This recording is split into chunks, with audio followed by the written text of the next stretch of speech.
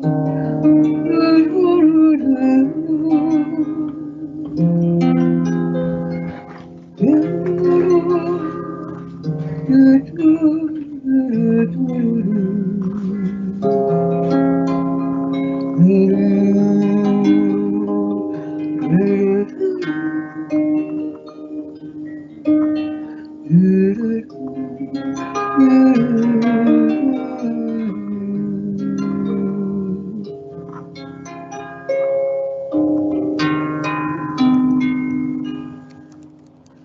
lone wild bird in lofty flight sits still with thee, no leaves I sight, and I am thine, I rest in thee.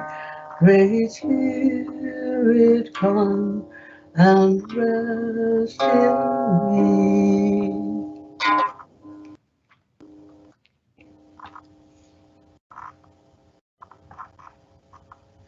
Your parent changed, so they're going on.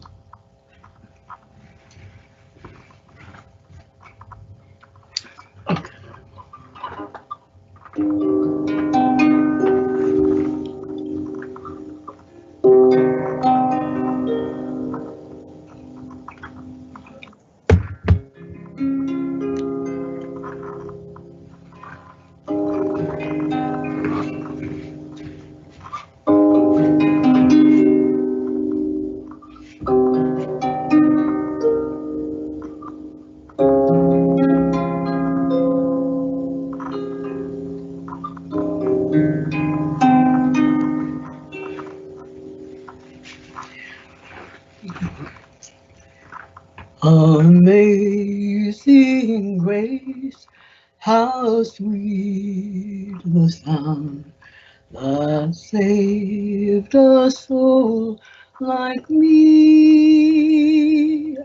I once was lost, but now I'm found, was blind, but now I see. 'Twas grace that brought me safe thus far, and grace will lead me home. How precious did that grace appear the hour I first believed. Through many dangers, toils, and snares, we have already come. 'Tis grace that's brought us safe thus far, and grace will lead us home. Amazing grace, how sweet the sound that saved someone like me. I once was lost, but now I'm found, was blind, but now I see.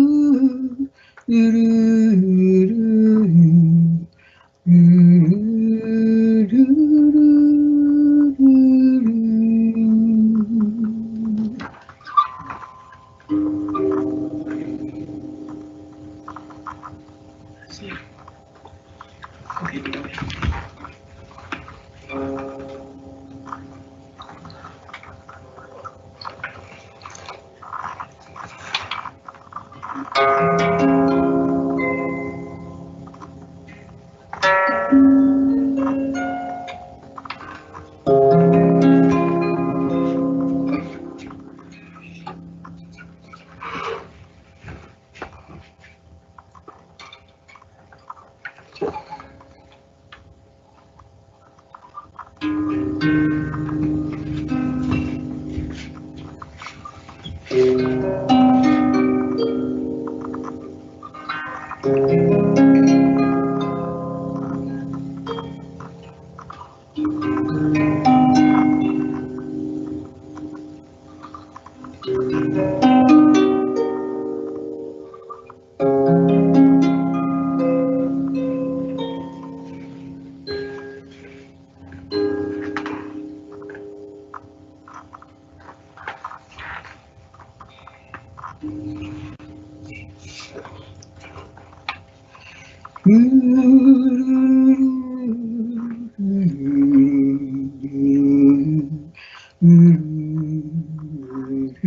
morning and welcome to the Aging and Long-Term Services Department Aging Network Development Tips Conference. Are you connected? You're here for a reason. It's to connect as an aging network, virtually, innovatively, and creatively during these times in providing crucial services to our seniors and adults with disabilities. We would like to extend a special thank you to Barbara Telenor, one of our own senior employment enrollees. Thank you, Barbara, for sharing your heart, your talent, and your passion. My My pleasure. name is Denise King, ALTSD Aging Network Director. I will serve as the moderator for during the next 3 days conference. At this time, with great pleasure and honor, I welcome the ALTSD Cabinet Secretary, Katrina Holtram Lopez. Thank you so much, and good morning, everyone. I'm so excited to be here and so excited to participate in all of the stuff that we're doing. I will be on and off, as many of you know. We are really working hard on COVID activities that are beyond what we're seeing and doing in this AND training. So we're going to focus on and we're going to focus on what you all have done and where we're going and how excited we are that we're able to partner together. I'm going to share my screen now. Let me see, make sure that I can do that. Let's see. Can everyone see my screen? No? Okay. Now they can see. Okay, good. Okay, so again, I want to just, if you are a caretaker and if you are part of our aging network, a guardian or a healthcare worker, we cannot thank you enough for your invaluable service that we're providing. Our older generations, they're suffering, they're hurting, they're scared, they're lonely. We hear from them. They need us now more than ever. We are living through unprecedented times. Your sacrifices, tireless and often thankless service are seen. We see you. The need is so great and your work is making a huge difference. In many cases, your work is extending and saving the lives and the mental health of our most vulnerable adults. I know you're tired and I know that you've lost people that you love, but we will get through this.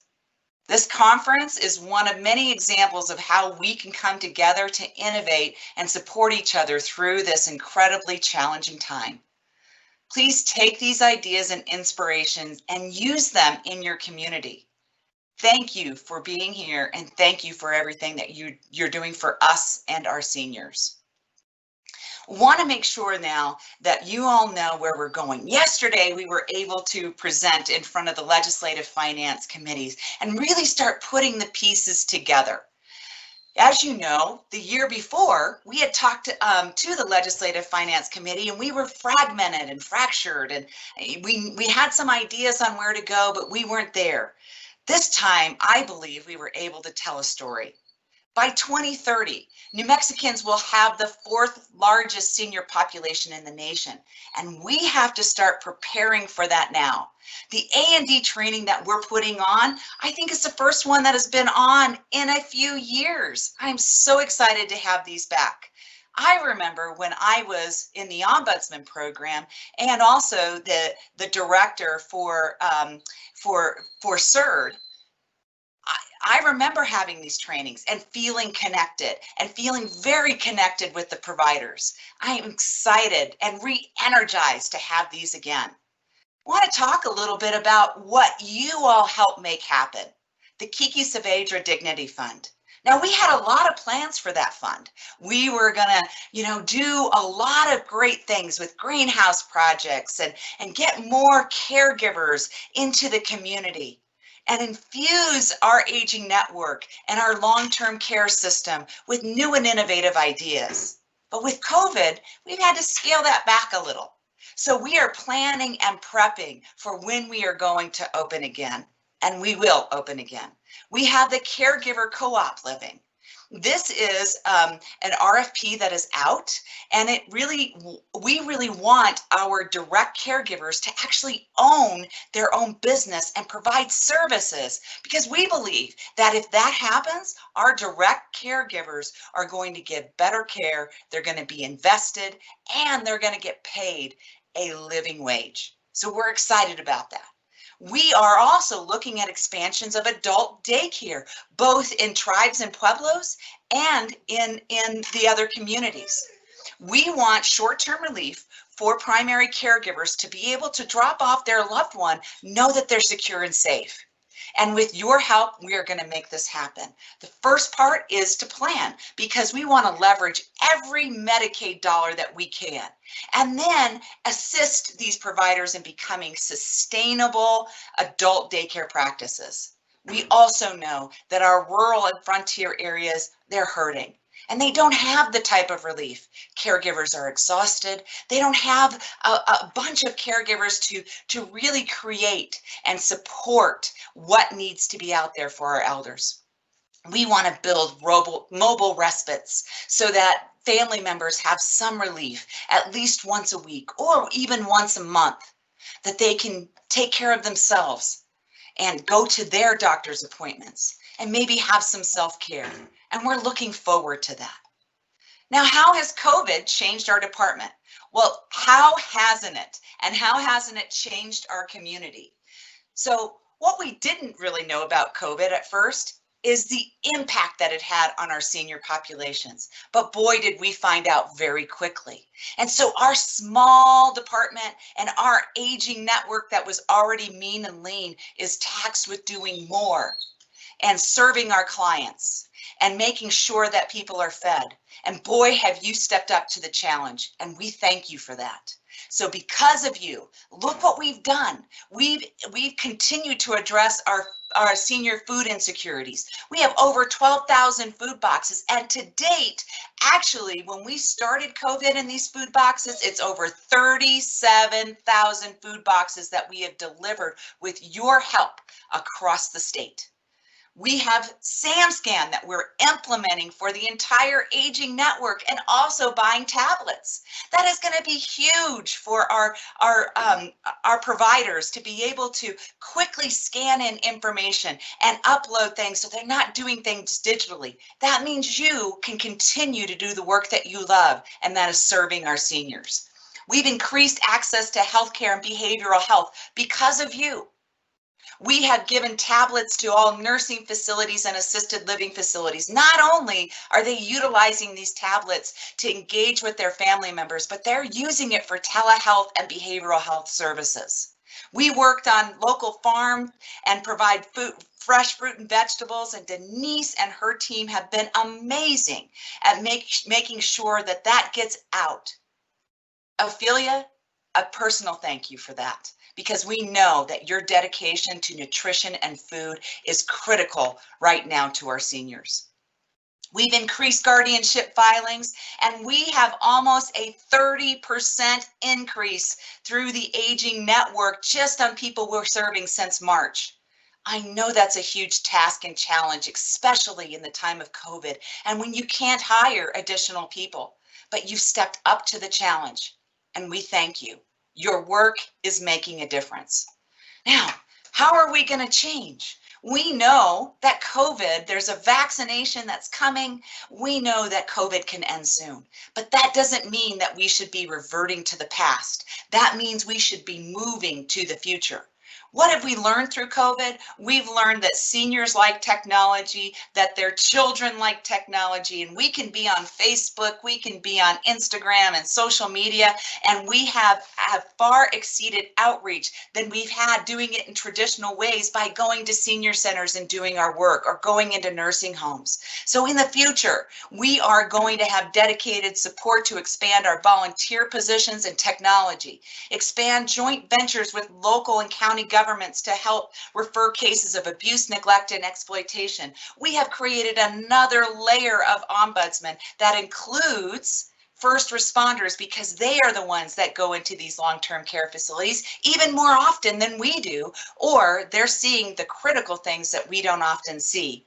We have 3 counties that have stepped up to the plate on first responders that want to be trained on first level volunteers. And that's because people care about what's happening with our seniors. And that's thanks to you. We are looking at how we get smarter with utilizing data.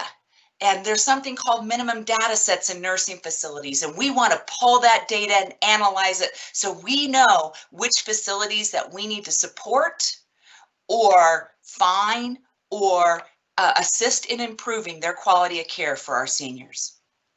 In terms of adult protective services, everything that we did was face-to-face, but not everything we have to do is face-to-face. Remember that we are serving individuals who are 18 and older. Many of these individuals like to do things virtually, and we need to engage the way that they want us to engage.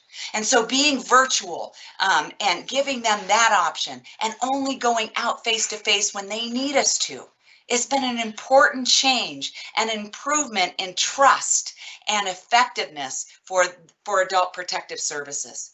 And again, we will be utilizing minimum data set data to help show trends, and we will be using county data to help identify trends in communities where we can make a difference and we can improve the lives of our seniors and protect them from abuse, neglect, exploitation, and even scams.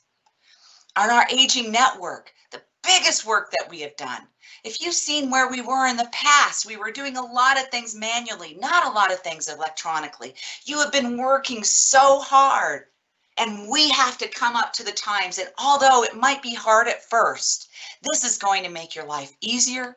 It's going to make us stronger, and it's going to allow you to serve all the seniors in the community, which you have been asking us to do for such a long time. So if you look at what we want to do in the future, we right now have a 127% increase in seniors accessing services such as grab and go, modified meals, and virtual check-ins. That's amazing that this small and mighty network can work so hard and vigilant during this time where our seniors need you most.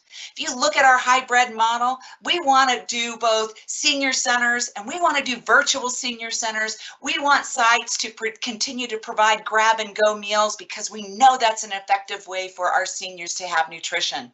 We want modernized activities to combat isolation. Dolores and Denise have been working so hard, and weekly we have updates on Facebook where it's our senior social hour. And thanks to Senior Olympics, they're doing the exercise activities once a week for 15 minutes. What an amazing change. And we should not go back to just in person. We need to recognize that there are people that are still in their homes or people in assisted livings that are going to enjoy that senior social hour and those activities. We have adult day services and homemaker services, and we are committed to expanding those services and also leveraging Medicaid, Medicare, and managed care organizations in order to increase our funding base so that we can serve more inclusively with the whole aging network. Consumer and Elder Rights Division, everything was done by phone. And if we were doing some outreach, it was done over at senior centers. You know what we found? We found that our promotions and advertising and social media has increased our calls, especially in the terms of enrollment of Medicare Part D. Medicare Part D, for all of you, it is happening now and it ends December 7th. You are in contact with your seniors. Ask them if they need assistance. Ask them if they want that independent help and guidance to finding the best plan for them, the best medications, and adaptive services to meet their needs. And then have them call the 1-800 number. We're excited that we are part of this system and really making a difference for all of our seniors. The challenge: what can you do in your community? We know that we are constantly asking you to do more, and we're asking you to do more again. But we are soliciting volunteers, we're soliciting help. We are your champions to make sure that these things occur. We know that we need to bolster our virtual connections. We want you to participate in our Create and Connect campaigns. Our seniors love to have letters and special messages written to them. It's even resulted in some pen pal relationships that we are honored to have facilitated.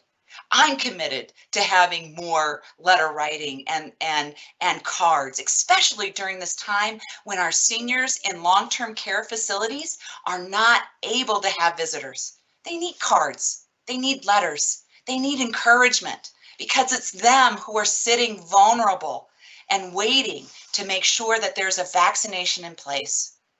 We want you to be part of Create and Connect. We know that you have grandchildren and children who maybe aren't in school, but maybe the classroom activity would be to reach out to a senior center or to an assisted living or nursing facilities and send and write letters. We want you to help us promote that. We want you to call your loved ones. We want you to call and be part of the Ombudsman program. We need them now more than ever. We need virtual collaborations. We want you to like us on Facebook and Instagram and Twitter, because we know that you have a following and we want people to be as interested as you are in the Aging Network. We want you to reach out to your community partners and forge new collaboratives that you would never really even think of. Step outside of the box. As we think about what we want for our seniors, we want intergenerational programming. That doesn't always now have to happen at a senior center. That can happen anywhere, including church organizations. You know your communities. You are the experts of your region. You need to guide us in supporting you on the future. We are going to show you a mini documentary now. And this is really our tribute and thanks to you for all that you have done. And I know that you're exhausted, but as you're exhausted, please sit back, take a deep breath, and look at some of your accomplishments. Thank you so much.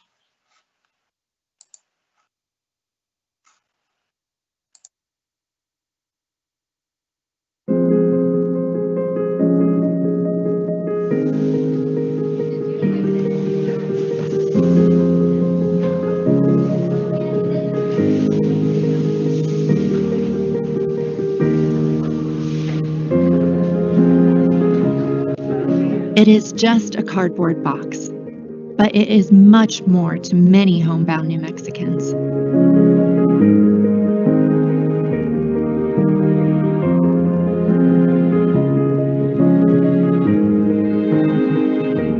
I don't drive, I don't go anywhere, so it's not like I can get in the car and go get what I need. The food boxes helps seniors not to have to depend on going out and go grocery shopping and put themselves at risk. New Mexico is a land of plenty, but that plenty can't reach many of the state's most vulnerable residents without help.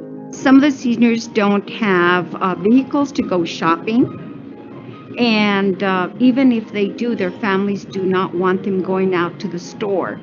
And some of them, live in poverty. San Miguel County and some other counties in northern New Mexico are very, very poor, and especially with this pandemic going on. It's just provided a real service to all of these folks around here.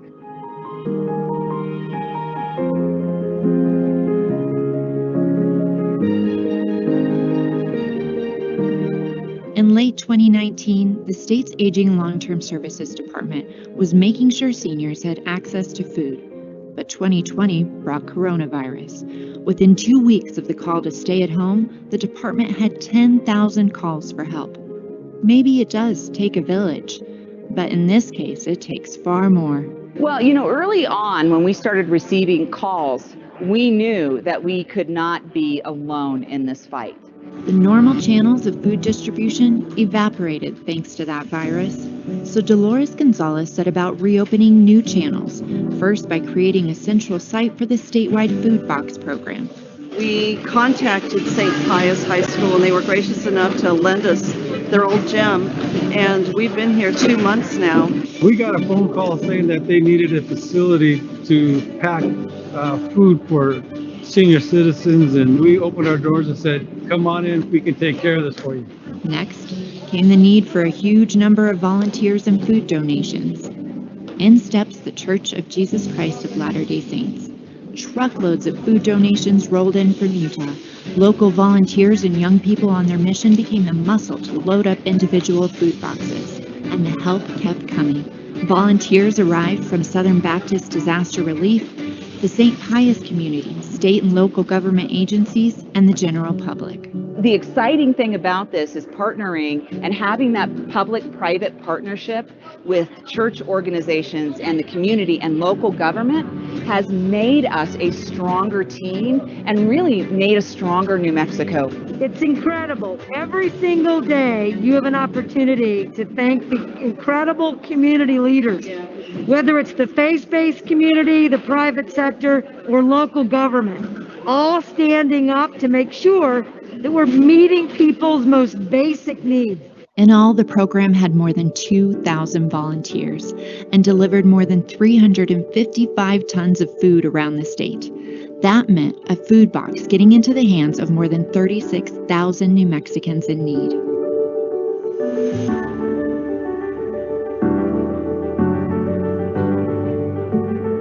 For us, it is a wonderful opportunity to be partnership with the state of New Mexico, with other faith-based organizations to try to address some of these needs. These needs are real. You can see it in the reactions the food boxes get when they arrive at their destinations. I'm grateful for it because it's hard sometimes. So I'm grateful. They're doing a very good job, and they're taking good care of me. Some days I get to eat. It means a lot. Talking with anyone on the packing floor always leads to the word together. That togetherness is key for these volunteers. As we serve together from our different denominations, we're in this together. We're in this to serve together to our community and to all areas of New Mexico for those that are hurting. I think that's another valuable thing that this service has been able to allow us, is meeting and interacting with the people in our community who are like service-minded. While they are packing boxes with a 2-week supply of vitally needed food for seniors and adults with disabilities in all 33 counties, the volunteers are also filling a less obvious need. They're getting letters written by school-aged kids and students telling them they're not alone. Hopefully in each box there is some kind of connection with a note or a letter or a picture that can go out to each senior to hopefully help with any isolation they might be feeling, and just have a connection with the outside and know that somebody is thinking about them outside of their residence.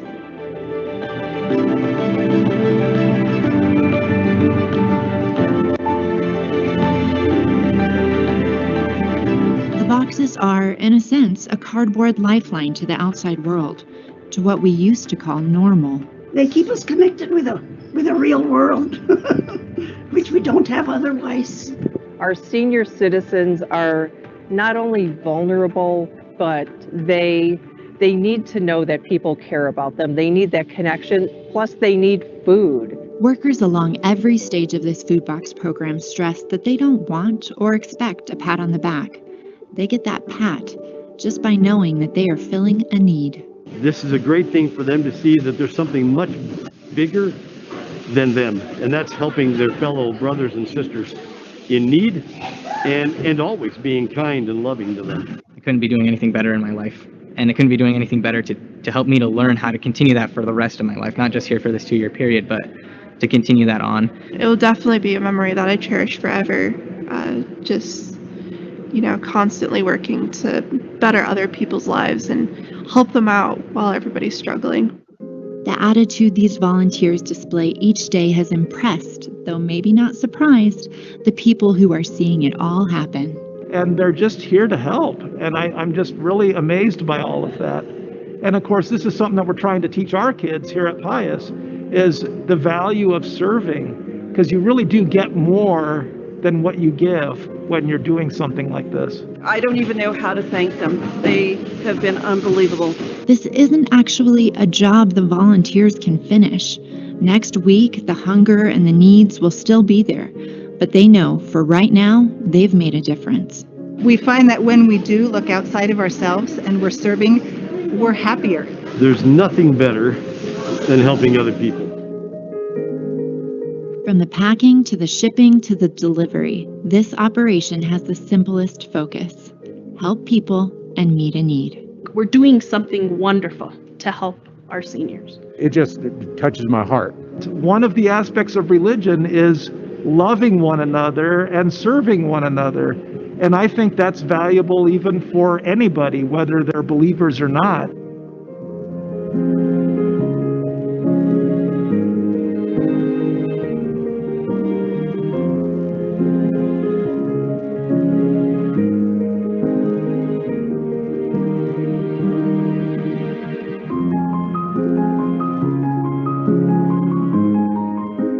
Calling it a food box does overshadow the other key items the volunteers pack inside. I got masks. I've gotten sanitizer, toilet tissue. And yes, it is like a survival kit. It's just a cardboard box, but packed with human intangibles like smiles, caring, and hope. Maybe it isn't just a cardboard box after all.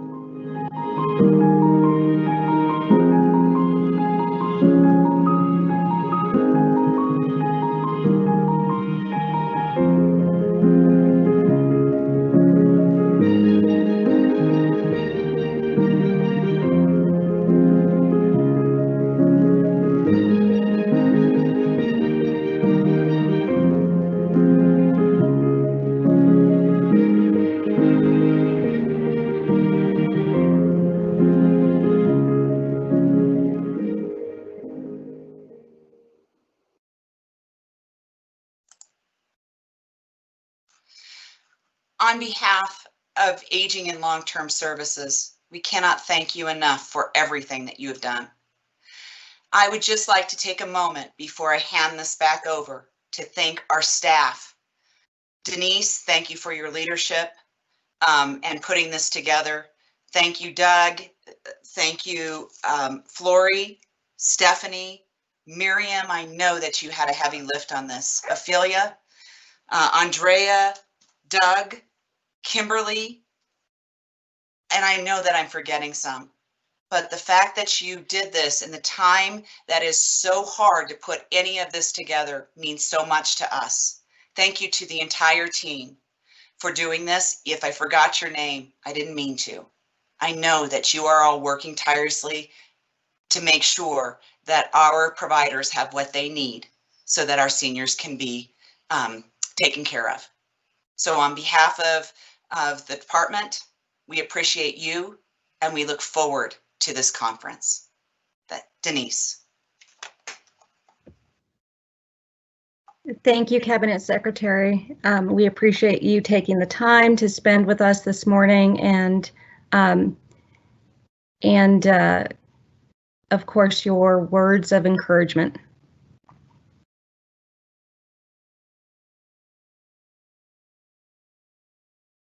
At this time, I'd like to introduce Kimberly Ulabari, who is the Senior Services Bureau Chief. And before we get her live video, I'm going to just go over some housekeeping items.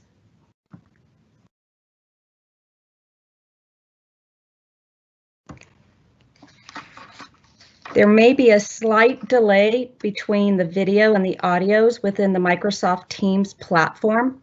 Thank you for being patient.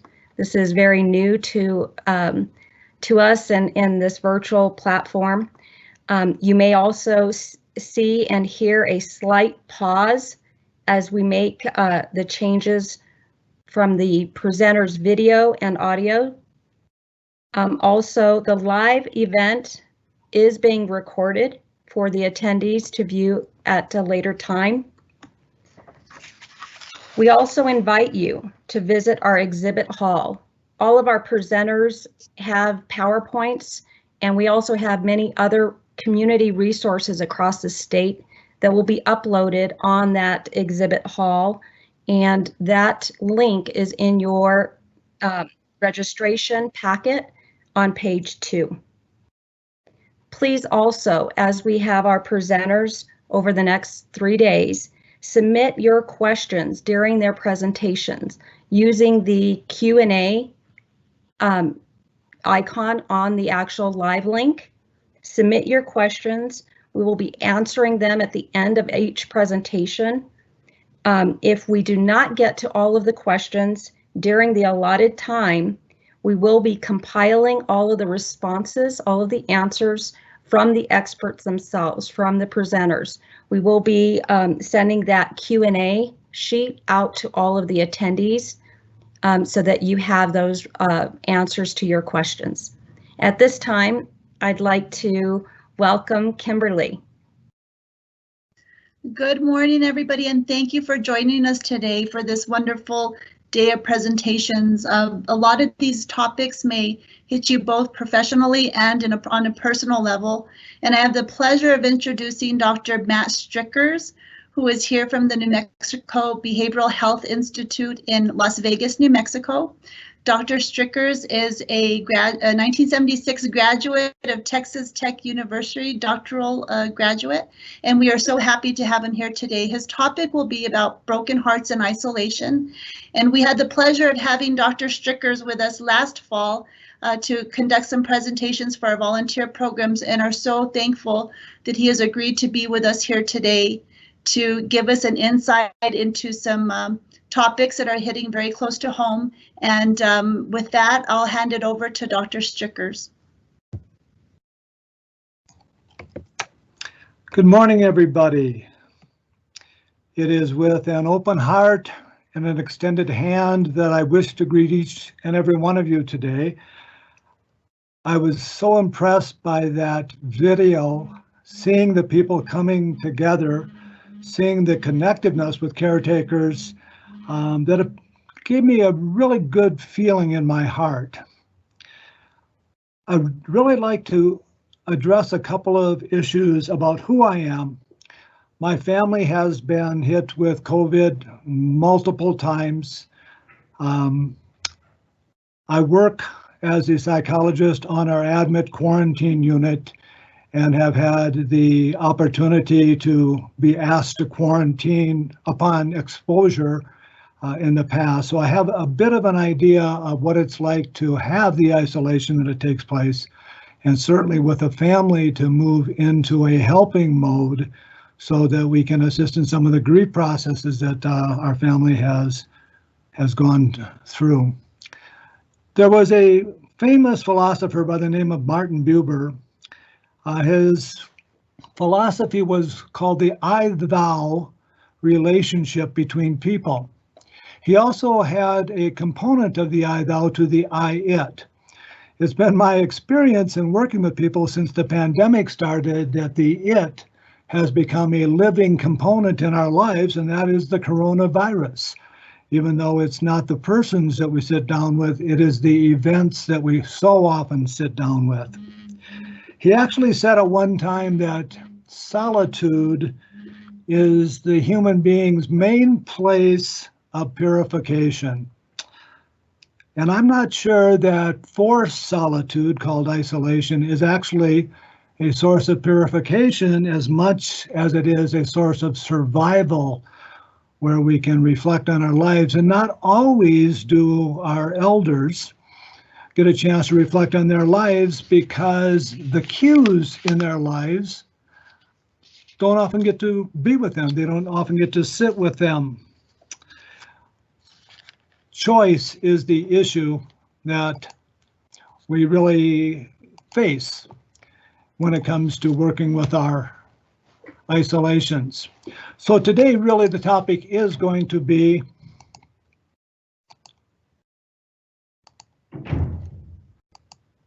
broken hearts in isolation. It's got some significant meaning for all of us, because part of keeping our hearts healthy has to do with connectiveness.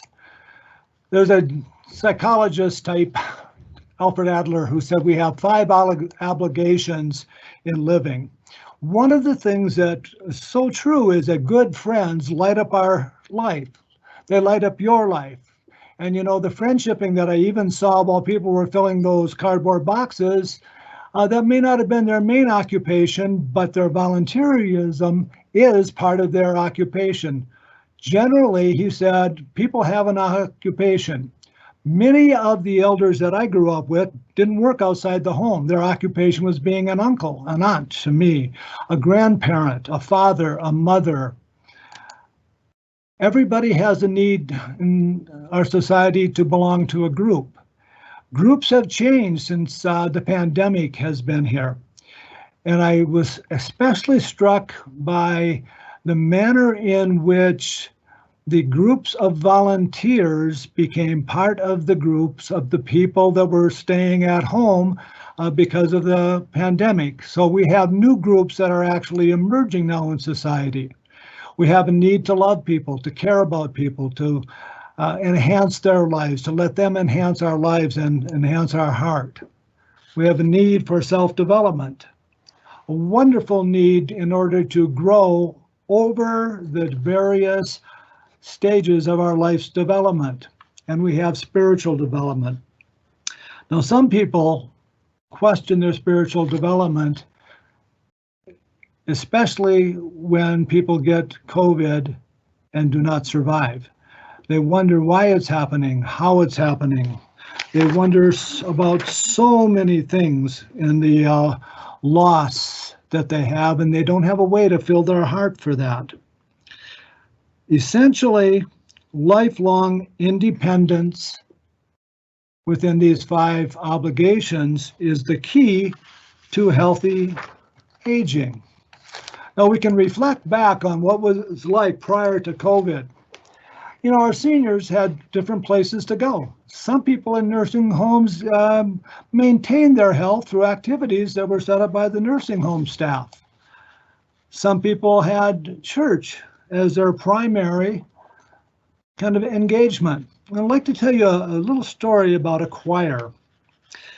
My sister, who's elderly, she just went into her 8th decade, and her lifeblood every Sunday and Saturday night had been the choir. Within the last 2 weeks, and she's from a smaller town, she lives in South Dakota, and as you know now, South Dakota is the 3rd in the world for the ratio of deaths with the pandemic. Within several weeks now, half of the choir died. Elders, all above 75, that didn't make it. And when I talked to her the other day, she said, you know, I've lost my main group. I've lost my friends. I've lost classmates from school. And so as she goes forward and she's is remembering what it's like when the churches were open and they would be able to sing. Our senior citizen centers, in many places, they had allowed them to be open, but many more places they're not. The activities, the mental challenges, the greetings, the smiles, and everything that touches the people's hearts at Senior Citizen Center can and have offset in the past some of the isolation, especially when the seniors have actually lived at home by themselves. And prior to COVID, people could actually plan travel without worrying about, who's going to have COVID close to me? Is that jet safe? Should I take a train? Should I take a bus? Talking to senior citizens who have actually canceled cruises has had quite an impact on them, including financial impact. And then I look at the gentleman on the bicycle, the wind blowing through his hair, his mustache, and his long beard. And some people are even reluctant in the larger cities to ride their bicycles anymore because of the contact with other people. And then, of course, for those of us that have family in nursing homes, including the state nursing homes, visits canceled due to COVID-19 precautions. Now, in the cancellation, we have two kinds of isolation that's taking place. We're having isolations that our residents experience. We also have isolation from that face-to-face contact with the people that raised us, they mentored us, they disciplined us, they loved us, they hugged us. So the losses there go both ways. Additionally, staff in our nursing homes, sometimes when the families came to visit, that was a highlight for their day because they learned more about their resident, they learned more about their history, they learned more about taking care of them. So we have many differences that take place with our seniors. In some of the places where the disabled had the chance at least to get outside, go somewhere in their motorized wheelchairs or have somebody push them, we don't have that anymore. And then for our citizens in the state, sometimes the people that are bilingual, and New Mexico has wonderful bilingual capabilities, history here, but we have new words, social distancing, self-isolation.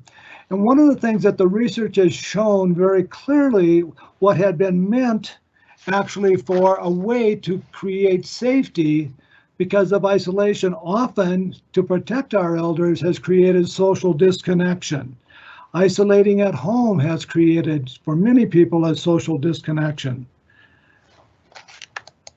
Words like quarantine, lockdown, and stay-at-home orders, almost ominous with some of our senior citizens. They sound as if I've lost my ability to be who I am. And then in order to keep connected with healthcare providers, we have this new phenomena, telehealth, online check-ins.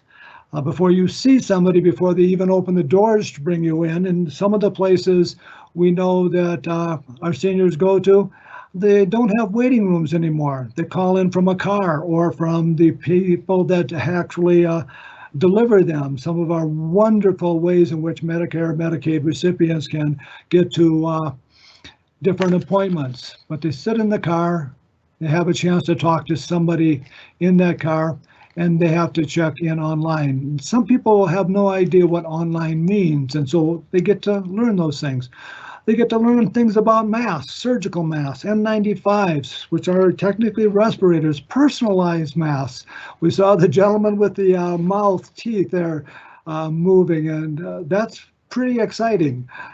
Cloth mask versus other kinds of masks. A person that I had known that now has dementia that I work with fairly frequently did not recognize me because of the mask I had to wear. So I made it possible that I would be able to get far enough away from them and safely say, this is what my face looks like. And as soon as the mask came down, they said, oh, I know you. And it changes that personalization of this is a face I know, this is a face I care about, this is a face that cares about me. Now, with some of our senior citizens, they wonder, is this a goal or is this a rule? And some of our senior citizens get kind of feisty and they don't want to follow the rules.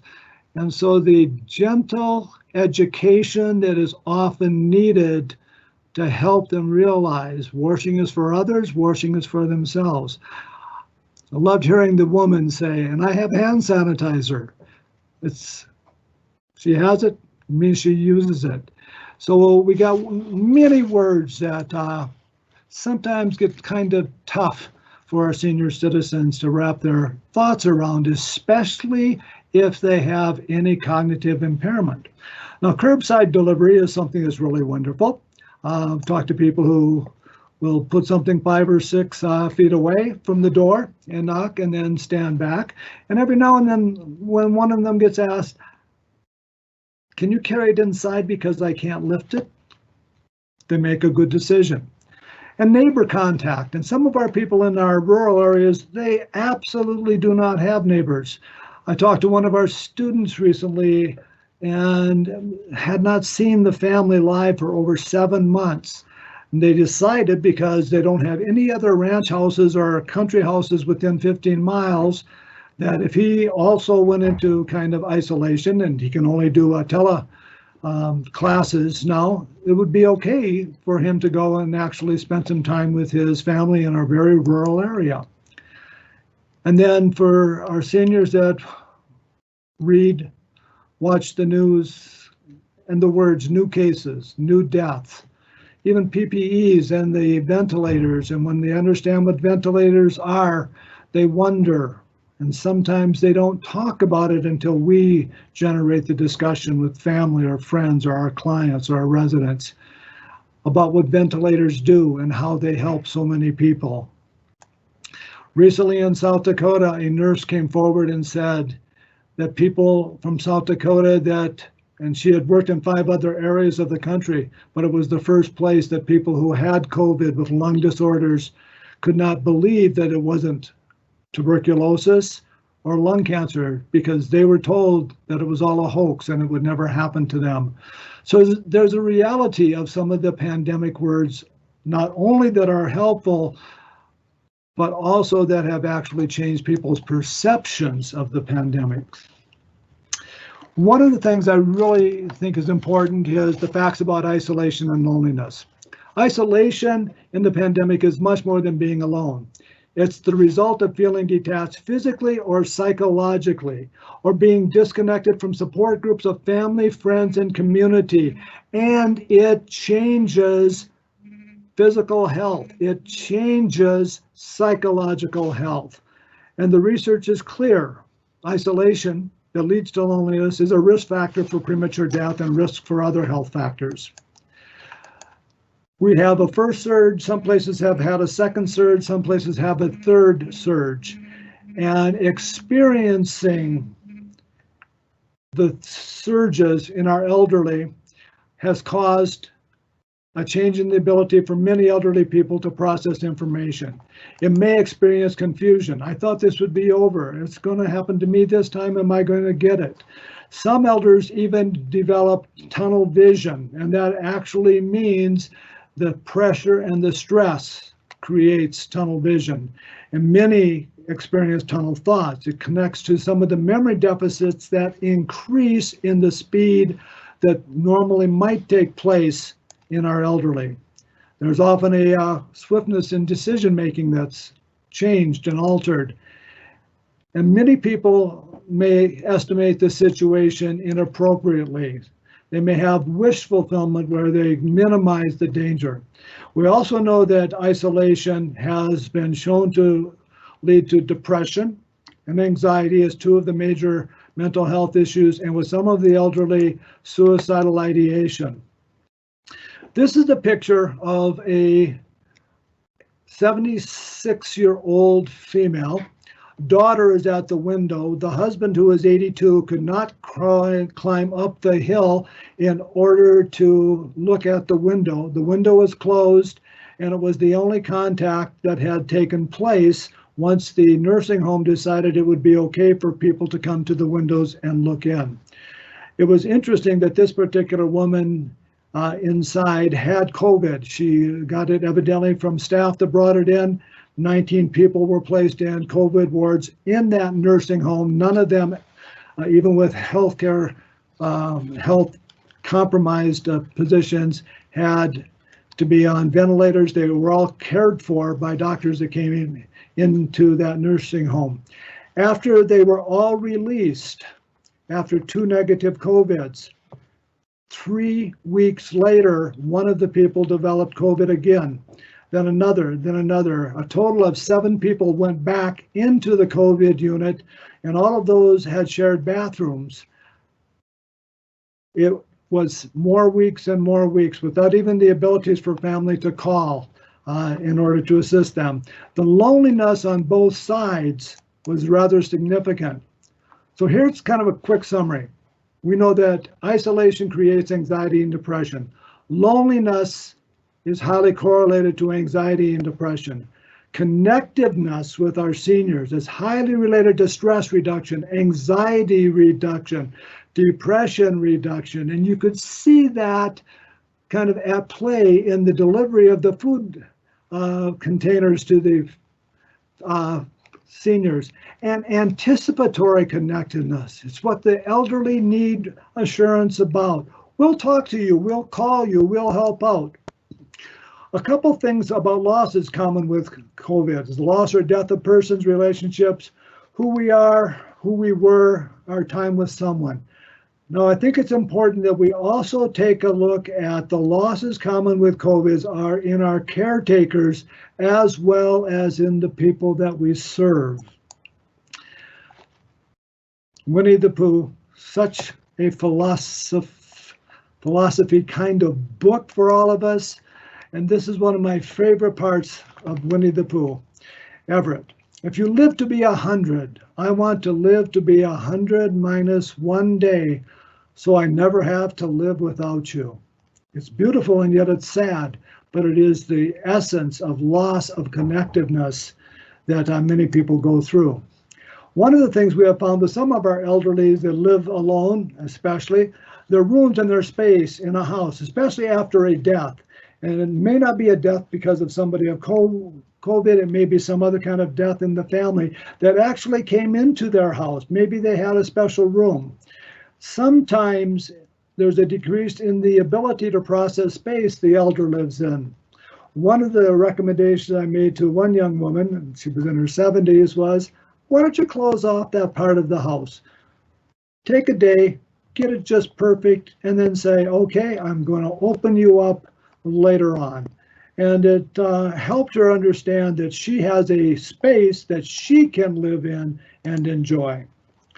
There's actually a cardiac condition called broken heart syndrome. The death of a loved one is one of the most significant stressors that humans can go through. It's even a more significant stressor for our elderly when somebody they care about has actually died. It can create some cardiac abnormalities. Generally, they're lasting, but often they are not. The death of a loved one is recognized as one of the main stressors that humans can endure. It is a medical diagnosis. Some people have it from minor stresses, but that are very, very, very scary.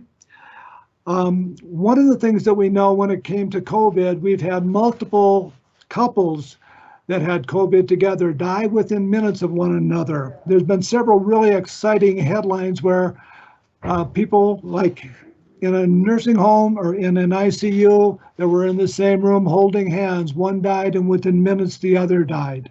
And when we think back about the losses that people have and anticipatory stress and difficulty, including financial difficulty, those can actually cause some significant stressors, and the way in which the body handles those stressors may be in a cardiac manner. There are likely components of change and loss of contact that people go through, especially when there hasn't been methods to greet them in their home or keep them connected. Anger, sadness, irritability, anhedonia, the loss of pleasure in life. And the keys to those persons' hearts are in our creative ways in which we actually have contact with them. We find a healthy substitute for face-to-face contact. And there's often a need to be able to understand what the words of loneliness are in our elders. And there are certain kinds of things. By the way, these charts here come from the UCLA Loneliness Scale, which you'll be able to take a look at in the handout that you'll be able to access. And as caretakers, as friends, as family, we listen to, are there more words of inclusion? That would mean that we're having a positive effect in keeping them connected to good memories, to good times? Or is there more words of loneliness? I'm unhappy. I'm so unhappy. I'm so unhappy usually means also I'm so angry because I don't have the control I used to. When I hear I cry every day, or I walk in one of the wards and somebody is crying a lot, okay, how can we connect more? They're not able to see their family. We provided Zoom for some of our residents to see their family during the times of COVID. I just offer this to you to be able to wrap your head around some of those terms. Did you hear somebody say that? When you spent the extra couple minutes with them, did they disclose that sadness that takes place? We do have some ways of promoting social connection in public health. And as you heard the Secretary discuss and show in the video, New Mexico's doing a whole bunch of that. We also have many state and federal agencies and policies that are taking place. We also have some barriers, ageism. There are certain people that believe that passing, even with COVID, is just a process of living. There's transportation issues, getting to some of the remote areas, losses including access, inequality, rural setting, poor health, and so many more. And we have such a growing age population in New Mexico. We only have more challenges, maybe in the next surge if we have another one, if the COVID doesn't get contained. We also know that a high level of social engagement is a key factor in achieving the individually and socially desired goal of aging. And I keep that in mind all the time when I meet with the people who are in our nursing homes, in our special psychiatric units, or when I'm actually having a chance to interact. I live up in a canyon with some of the elderly people that are actually shut-ins at this time that just will not go anywhere anymore. Our gatekeepers, our gate openers against social isolation, the daily check-in. I have people that will check in with a family member at a particular time of the day. I ask the family to consider, it's going to be either your task or their task to check in. Keep track of it. Have them keep track of it. Make a log, a daily log for every week, and have them put a check in it. It gives them an action. It helps them being connected to, they have some control.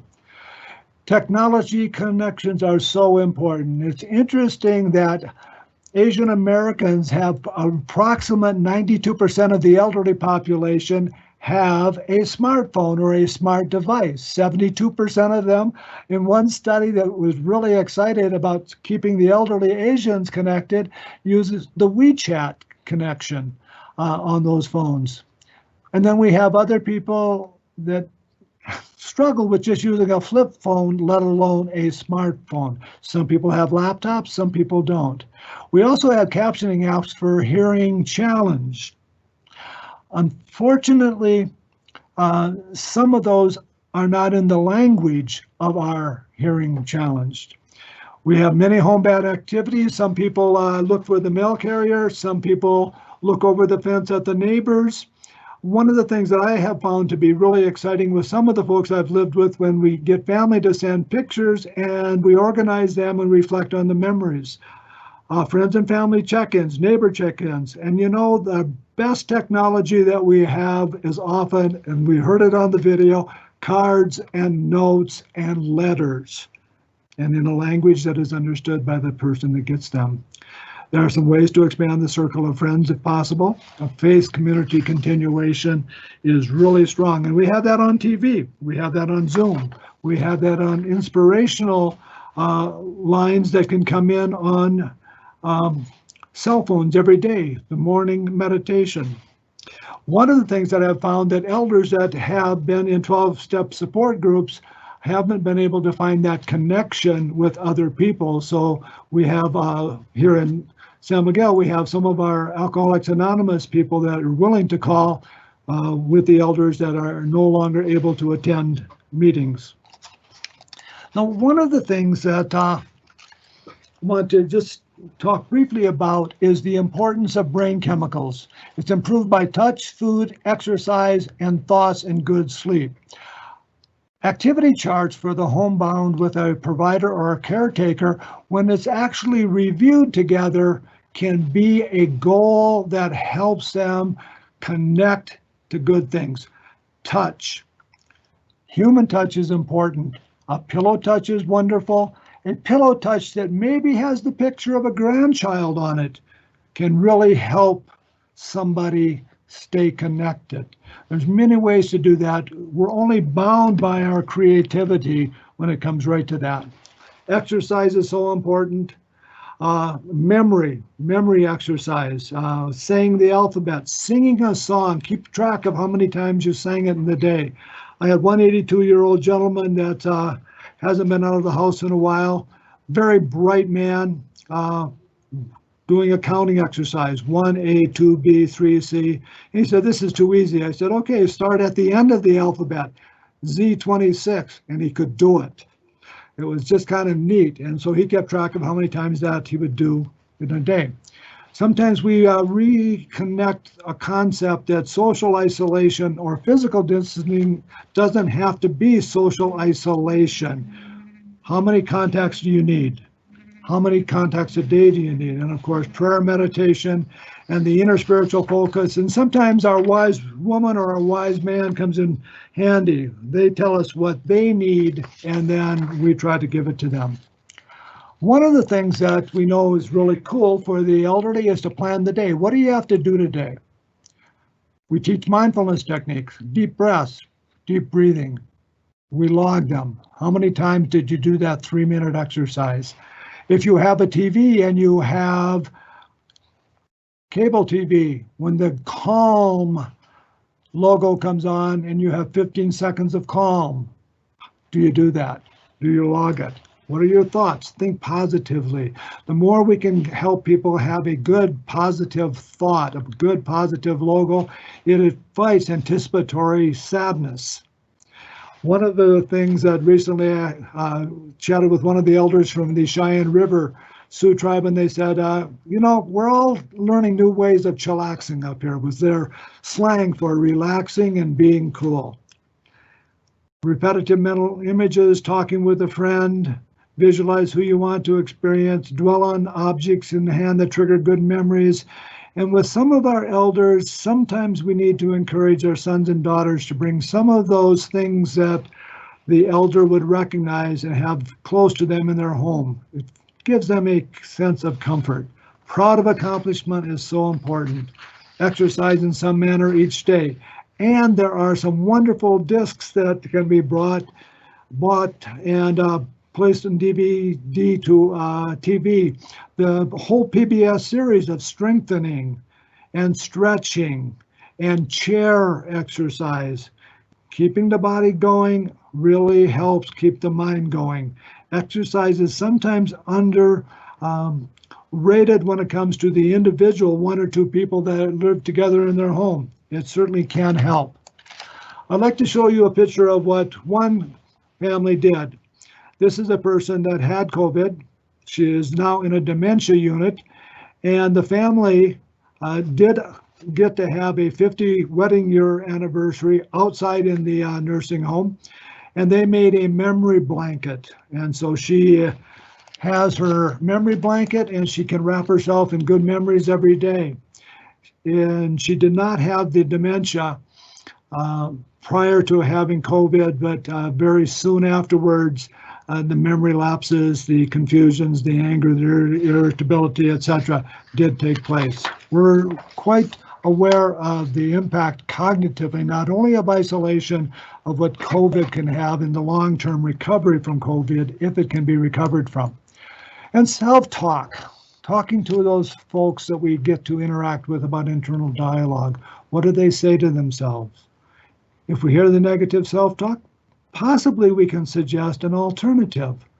Positive self-talk, we know, encourages self-resilience, effective coping, general well-being, And then for the elders, sometimes we need to write down that self-talk mantra, that statement that we want, or they would say would help. One elder had the God is great, God is good. Now we thank him for everything we have. Kind of one of those morning kids show that that came from, but it works. Now I'd like to invite your attention to an important, such an important thing. This is the guardian angel of loss. This guardian angel of loss is really related to us as caretakers. Certainly our clientele, our citizens that we work with have it. Who do we have when we lose or you lose? Clients, residents, friends, family. How do we handle our sorrow? How do we heal? How do we recover? Getting families involved is a memory that we can have for the clients we work with. But is our family able to support us when we know that we had another one of those elders die? Every day when we get when I get the report from the Department of Health on the COVID, or for the governor's office on the COVID deaths, I read them out loud. It's my way of speaking their name, even though we don't know who they are. But it's a way of giving them life in my heart. And I have a lot of gratitude that I'm actually able to interact with them in a good way in my memories, my nighttime prayers, my morning time gratefulness to them. And we are all related. Mitakia Oyasan, this is, we are all related. We are related in our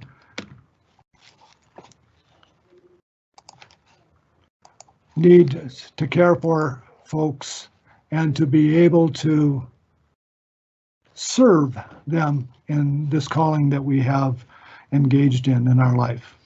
And thank you all so very much for listening to what I desire to share with you. And thank you so much with working for our senior citizens.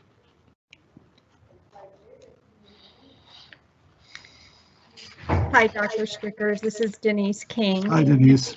We have a question in the Q&A box here from Josie, who's asking how are we addressing the loneliness with our seniors? What can I do? I think one of the things that is so important in addressing the loneliness is asking the questions about the loneliness, asking the questions about what they're concerned about, what are they afraid about, what gives them, and then countering that with what gives them joy. Who would they like to talk to? You know, if the loneliness has been caused from a death of somebody who's had COVID or the normal living and dying that our elders experience every day as they grow older, the likelihood of more family members passing on, find out what that is and then ask, is there a way I can help you? One of the things that, one of the suggestions that I just worked with one family is because two people had died of COVID very recently with that family. And the father, who's elderly, long-standing depression, wanted to know what we could do to make it easier. I said, well, have you planted a tree in the backyard? Have you planted a rose bush? And they goes, oh my God, she loved roses. So they got together, they planted a rose bush, and now Dad goes out and looks at the rose bush. And preparing for the winter, he's going to cover it up to make sure it's still there in the spring. So you use your creativity. You find out, is it true loneliness? Is it actually on the level of a clinical depression? If it is, how do we get them to a safe prescriber who can understand how medication for the elderly may be different? There's just so many things that we can do, but addressing it straightforward without holding back is curative in itself. When a person is in isolation with the family, Does the family prepare to visit? Does the family prepare and socially distance inside the house? Does the family prepare in a way that they will actually be able to have touch that would be so important to people? That's a good question. It's asked so many times. Thank you, Dr. Strickers. And the audience is a wide range of senior service providers from, across the state, from either senior services, senior centers, in-home services. We also have volunteer programs where we have program providers overseeing foster grandparents, senior companions, and the RSVP program. We've also extended the invite for this conference to state employees and other community agencies across the state. And so on a wide, just a little bit more wider range of maybe some issues of isolation that some of the providers might be seeing with their clients, you and the secretary brought up some important information about remaining connected in letters, or more so, even some of our providers do newsletters, and maintaining that connection with the seniors that are homebound in the form of providing them written documentation, prepared documentation, especially going into these holiday upcoming weeks. Any more you can share with the wide range of audience here with us of what they can do to really connect with some of the seniors that are shut-ins, that are homebound. They're not able, to see their families or interact outside of receiving maybe the newsletter and home-delivered meals. Okay. And I'm not sure whether or not the state has any access to what used to be called the Obama phones, where people that were on certain programs would be able to get a phone that was a texting phone. And some companies have actually developed methods of getting a grant in order to get a smartphone where pictures can be taken or there can be live chat. Those can be really helpful. The downside of that is many of our people that live in rural areas do not have any connectivity there, and so that does present some problems. I have found especially up north, when I worked at the reservation, that audio recordings of somebody talking to grandpa, grandma, or uncle or aunties, opas in the rural areas, the listening to that, and it's easy to get an audio recording device to have messages taken in where they can listen to them, hear the voice, and possibly teach them how to send an audio back, and picked up, of course, by somebody who might be able to travel to their place, give it to the other family, and then have the family answer the questions that might have been asked. It takes days to do that, but it does provide some happiness for the people that get them. We are only bound by our creativity when it comes to connectiveness. One of the things that I also noticed in the video is a lot of different denominations that were participating in some of the activities.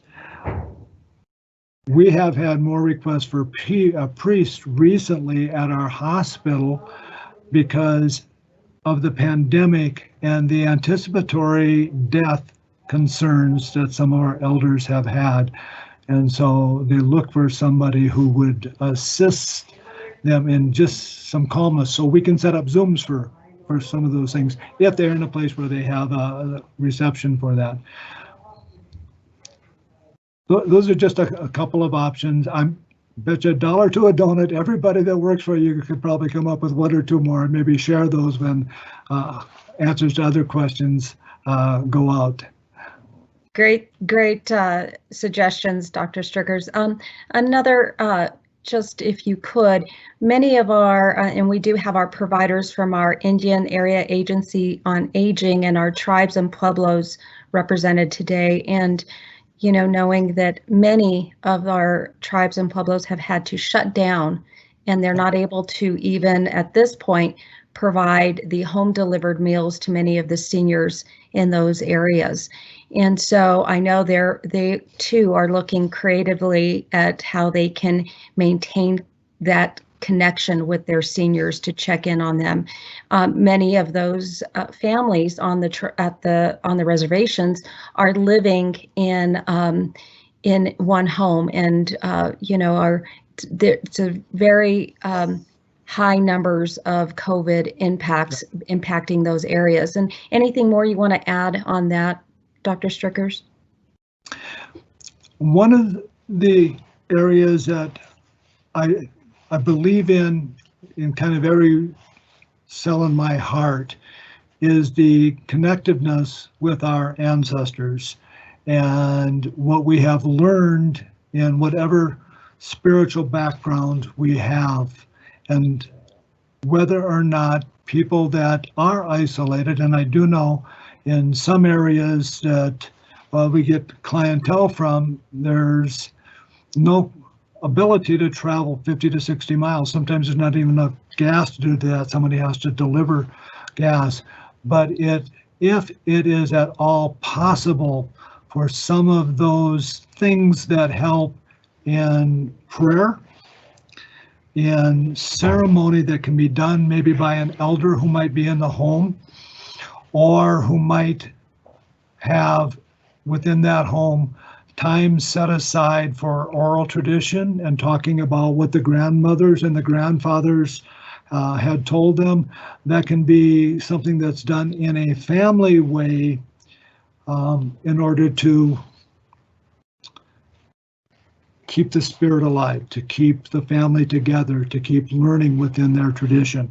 And I understand that many people in native tribes, native bands, do not have a traditional native background. They actually have a Christian background, and there are many things that can possibly assist there. In August of this year, I traveled to South Dakota in order to talk with one of the elders from the Oglala Sioux tribe about talking circles. And he said the origin of the talking circle was the family dinner, when the elders would talk about what they learned from their parents, and then parents that were there in spirit, the grandmothers, if the grandmother and grandfather was still alive, the fathers and the kids, they all participated in asking questions about what their ancestry was. And that was such a powerful thing to hear from this gentleman, in that the talking circle, the family oral tradition, is connection to not only the here and now, it's connection to the future generations and the back generations, the ones that have passed already into the spirit world. And so I offer that for that particular population because it's, in a way, kind of a gift to keep our traditions and our heritage alive. And that's important for our kids. Thank you, Dr. Strickers.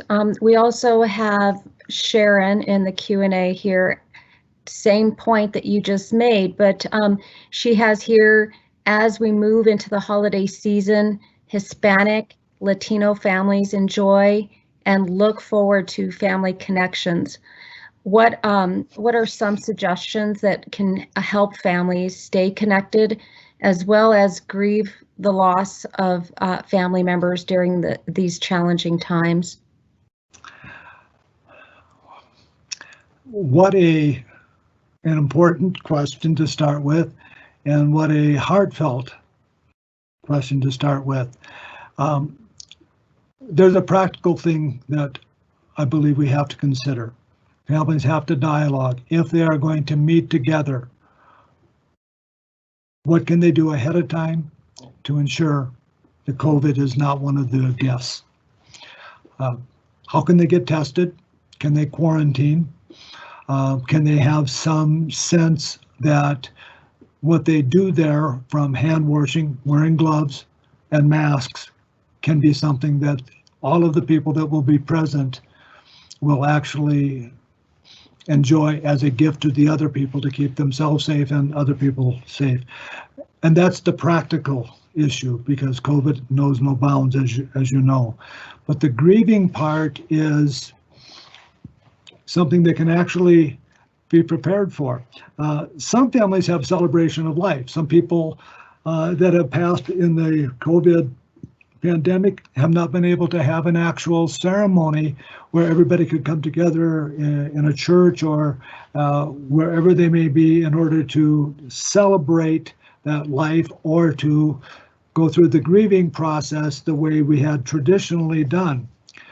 And can the family talk about what they would like to do when everybody's together, how they would have their own service there? Occasionally during the holidays, with a request to one of the mini ministers, leaders of their congregation or leaders of however they practice, might be able to come in and say a prayer with the family, or some kind of invocation, or some kind of memorial words, or speak in the actual native language that that person's spirit was most accustomed to growing up. There are so many ways in which we can help people connect in that time by planning how they're going to deal with the grief. Of course, there are often sacred objects that we can get from our churches and also have them blessed by some of the people that are our spiritual leaders. The idea that is so important is to communicate about it, have the needs known, have everybody talk about it, and try to come to some kind of consensus.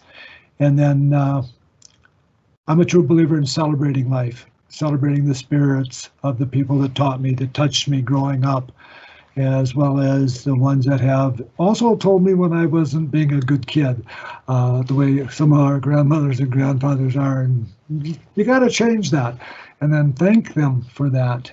We don't have in as near as many of the traditional ways that we have been used to doing that, so we still have some very blessed ways that we can engage them in. Great points, Dr. Strickers. We also have a question here that says, does talking about COVID and watching the news too much cause panic and depression? Yes, yes, yes, yes.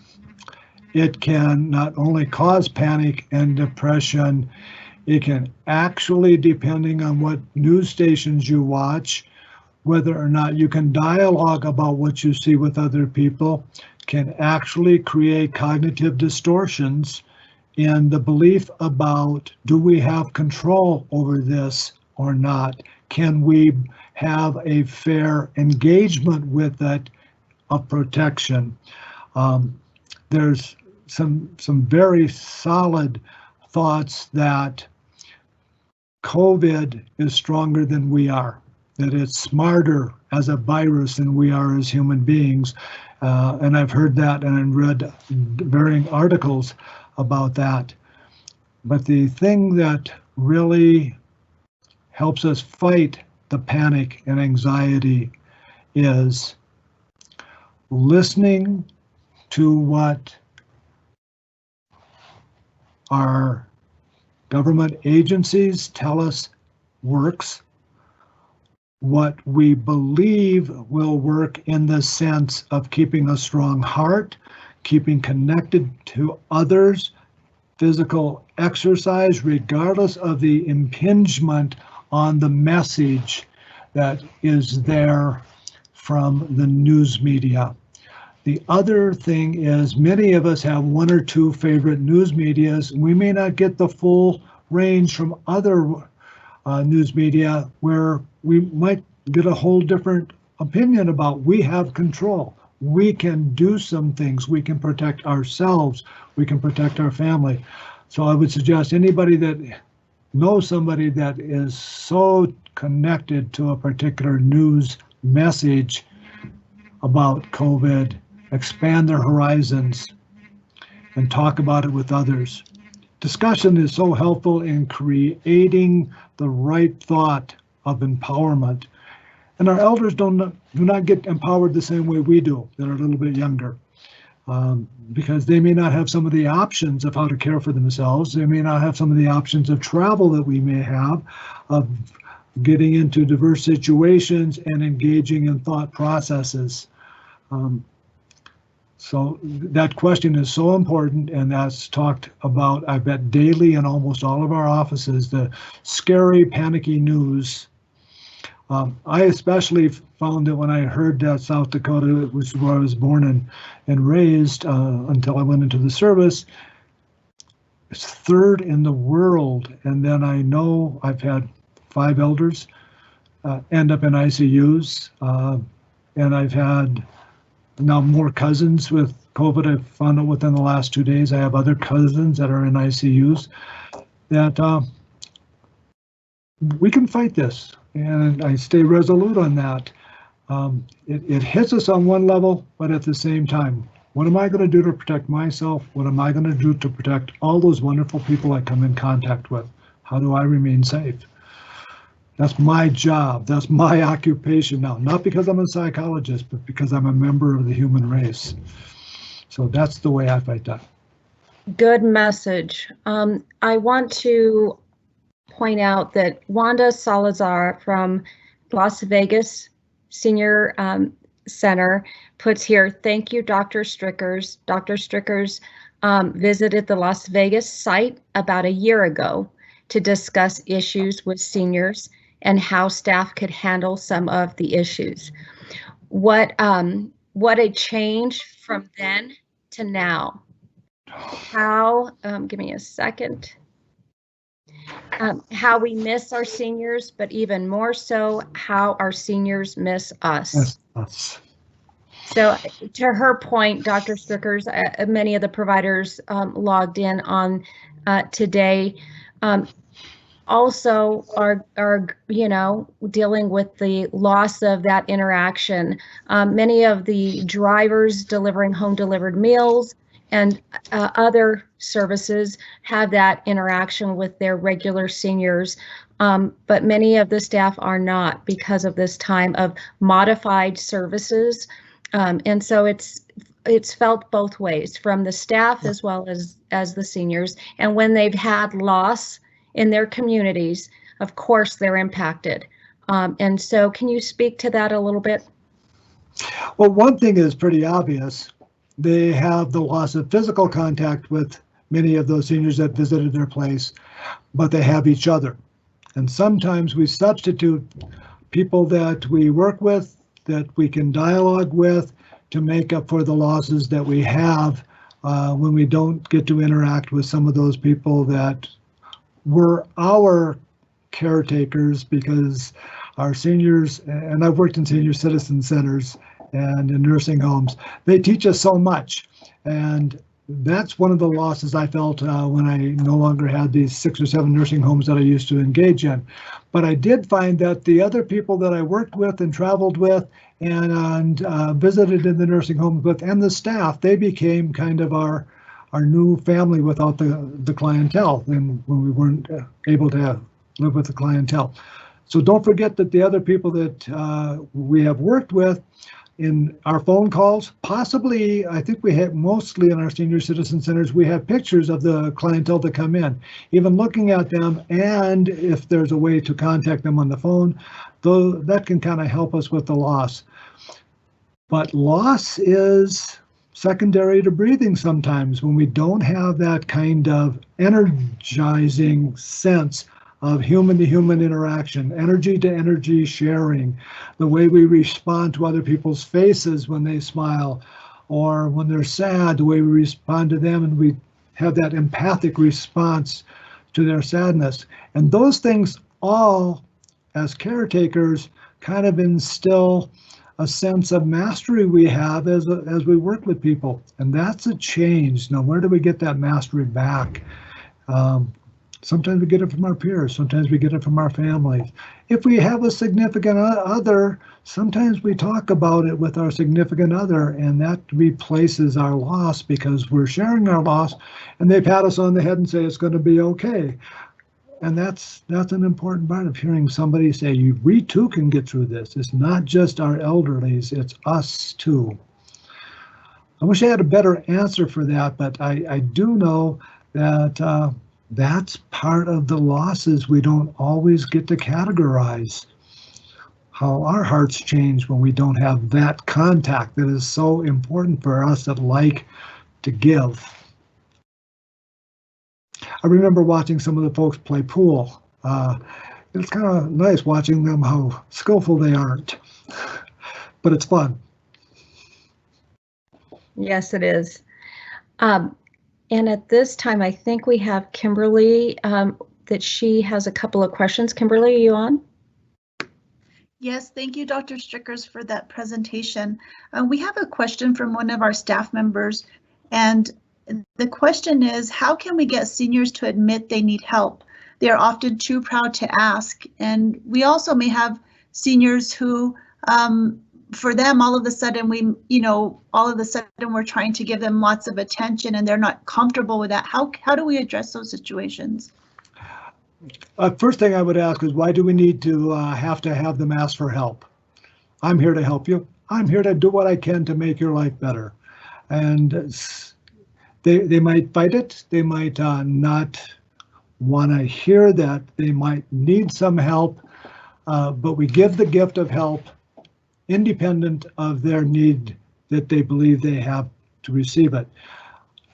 And that's kind of the surface logical way of saying some people don't want to have surgery if they have an injury, but they have to have surgery in order to be okay.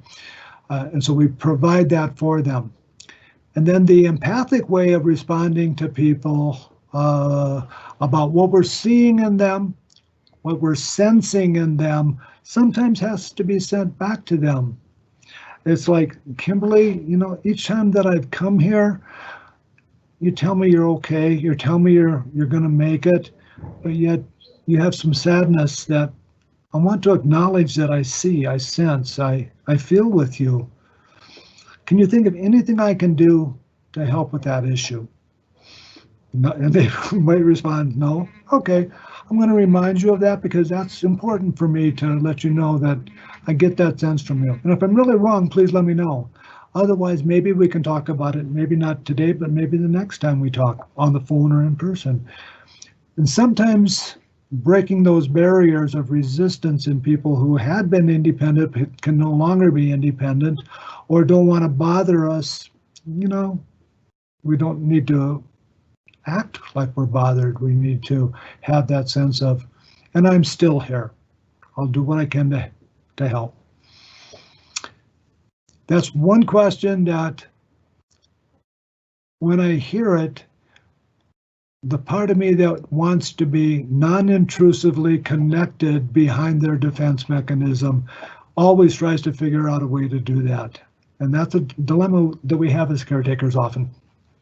Great question. Thank you. So those are building blocks for us all to learn from. I know earlier in your presentation, you mentioned the new terms that we're all using in our COVID world. And I think sometimes we take those terms for granted because as we work in this arena, we become so immune to using those terms, but you said it can be foreign to others who may be in a nursing home or who may be living alone, trying to really understand or grasp those terms. Are there any suggestions on how we can be a little maybe softer in the message when we are communicating with these new terms? I would recommend one thing. If the person is bilingual, have the terms in their initial language and try to explain them in their initial language. Okay? That sometimes is really helpful. And the other thing that could be helpful is instead of just using the terms, have them written down with the definition so that the person can look at them and hear them. That way they have two modes of input. And remember, as we grow older, we lose some of the abilities to process within our many senses. And sometimes having more than one way of explaining something and the importance of something can be very helpful. I'm always concerned, though, about the deaf patient, the deaf client, the deaf person we take care of, or the hard of hearing, I guess is the appropriate word for that, as well as the severe visually impaired that might not even be able to see because all they have is that little bitty pinpoint vision. And if we do present some things to them in that pinpoint vision, if it is large enough for them to be able to process.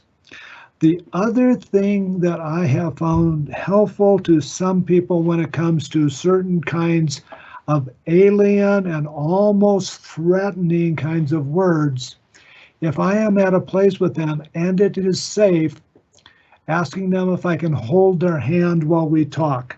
I have found that at times, depending on where they are, that helped. And at other times, I found out if they seem confused, that if I would go to the other side of where they're sitting, or might be and talk on the other side of them, sometimes they get a little bit more clarity from what I'm saying. Not sure why, but some people have a dominant ear, they have a dominant side that they respond on. The other thing is, do we understand the terms social distancing and self-isolation? How do we let the person know? While you do that, we need to find some ways to keep you connected to other people. What can we do to help? So we look at some of the words, explain it, and if one of those things could be a negative issue, even wearing masks for some people can be a negative issue, is how can I help you get more comfortable with that? One thing I want everybody to understand is people that do have already some asthma or lung problems or whatever and use an inhaler, new masks sometimes have kind of a fluff off of small particles that create sneezing, and that can be really uncomfortable. I've also found that some seniors don't like the way the new masks smell, so you'd be surprised at how just a little bit of a lotion on the outside of the mask in an area where it may not actually affect the functioning of the mask can actually help people be okay with wearing the mask. It's got a good smell. And Kimberly, I'm not sure whether or not I answered those questions, but I think about different ways in which that might be approached, especially the language issue. No, those are thank you for those responses. Those are some good tips for us who are working in the arena, and not only with the people we work with, but in our own families. I know you also mentioned that we have to be cognizant of that there are people with other issues, for example, people who are in recovery with the 12-step programs and other health issues, as you mentioned, asthma, and how do we also recognize that there are those other issues that we have to be aware of, and also while giving the COVID message, also remember that there are still other ailments that seniors or any population is struggling with. Sometimes seniors aren't struggling with them, they're living with them. And sometimes with isolation, those problems get bigger just because of the nature of how isolation changes and affects the immune system and the heart, mind, cognitive resilience. Connecting with the family can often give us hints about the other issues that they had to deal with if they had lived with their family, or things that they know about as a medical concern. I'm not sure if all of the people that you work with can actually find out whether or not some of the recent black box warnings for certain medications that can affect seniors rather drastically are actually identified appropriately by the senior or with the senior's primary care physician if they have one, or if they're a veteran, possibly their PCP at a CBOC or down at the VA in Albuquerque. Gathering the information also sometimes takes place in a home. If you ask the senior whether or not you can look at all their medications, ask them if they have pain, and do a SUD scale between 1 and 10. How serious is it? Is it worse at some time during the night or the day? When do things get worse for you? When you have tears come into your eyes, is it usually at the same time of the day or what time it is? You can ask all kinds of ways of getting that information. I personally find that when I do home visits with elderly, I want to know about any medication changes they have, because when an elderly also is a fall risk and their primary care provider gives them an anti-anxiety medication that could increase their fall risk rather than others. So asking the questions with seniors, they generally take that as Matt cares, Dr. Matt cares. And they also take that as, yeah, I don't have to be alone in my concerns about my medication. Those are a couple different options. Great, thank you. I know we're starting to wind down to the end of your time. I think we have about 6 minutes left. We'll take one more question from the Q&A. I know you somewhat addressed this earlier, but coming from a tribal community, sometimes our ways of grieving and dealing with loss and separation differ from Western ways and are often expected to continuously be positive. For my staff, how do I get them through the loss of some of our clients, many who we have worked with for many years? Could you repeat the last part of that question? I didn't quite hear it. Yes, for my staff, how do I get them through the loss of some of our clients, many who we have worked with for many years? And this is coming from one of our tribal communities. Yes, yes. And I'm reflecting on how loss is really not only experienced in our framework of who we have been as human beings, not only within our culture, but in our education, and how we can provide ourselves and our colleagues with the most respectful way to be able to discuss the loss. Often do we have ceremonies that we can use to help with our own grieving and to help with the grieving of others. Is there a way that we may have a word or a prayer that we can use and say to our relatives, to our friends, to our family? Is there a way that we can provide community in a celebration? Is there a way that we have in my group back home, the Wasewaka community, it is how do we do Wopala? How do we do thanks? How do we get closure? How do we show them the respect that they so deserve in their passing and in the loss of their friends? It is so unique to our cultures that we have lived in and we have survived in. When I was in the South Pacific, there were certain trees that for 360 some days, the full cycles of a year, the people in the morning would touch the tree as a prayer for all of the spirits that hang around the trees. They were called the banyan trees. And that was part of the ritual we had to do. And so very much want to be respectful of what the particular culture, ceremony, ritual, prayer, celebration, and then appropriate grieving I'm just going to share with you where I'm still connected in South Dakota. When the COVID hit, I said I'm not going to cut my hair until the pandemic is over. And when I cut my hair, I will cut it with the elders back in South Dakota. And then my hair will be sent to a group that makes wigs for people with cancer. It was part of our group's tradition that in the loss, there is a cutting of hair in respect for the person. So each of our cultures, each of our tribes, each of our bands has their own ways, and to be open about them, talk about them, and sometimes it takes one-on-one, sometimes it takes the group to follow through with that particular sadness.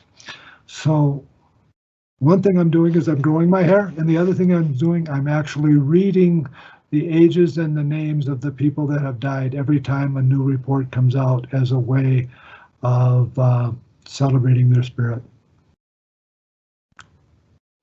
Thank you for that, Dr. Strickers. And once again, a pleasure to have you here today, Denise.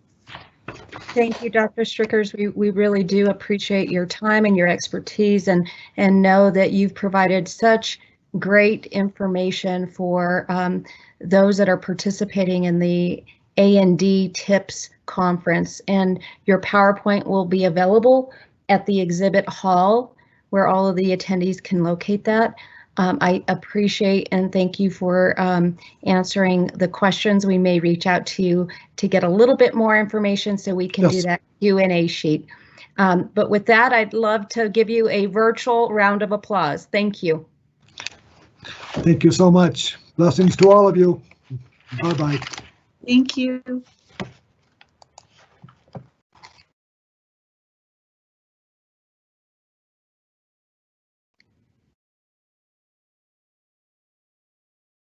And at this time, I'd like to introduce Mr. Billy Archuleta, who is going to share his talent of guitar playing and beautiful music. Give me 1 second, Mr. Archuleta, and I'll get your video up. Okay, thank you. Let me know when. Can you hear me? We can hear you. Good, okay, great. So.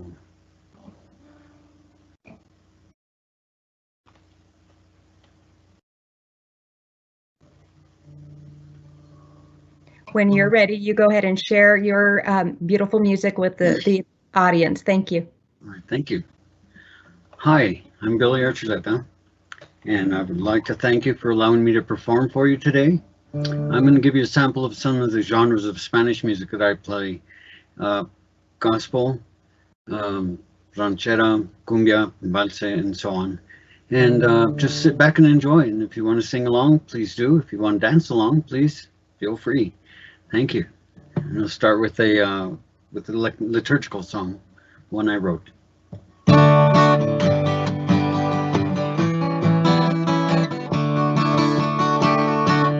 Buenos días, buenos días, hoy vengo a cantarte alabanzas. Buenos días, mi Dios, buenos días, hoy te canto con el corazón. Gracias por el sol que es tan lindo, nuevo día, las flores tan bellas, el agua viva en las sierras gloriosas, cielo azul y también las estrellas.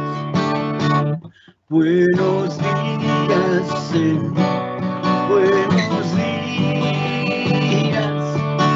hoy vengo a cantarte alabanzas. Buenos días, mi Dios, buenos días, hoy te canto con el corazón. Hoy te canto con el corazón.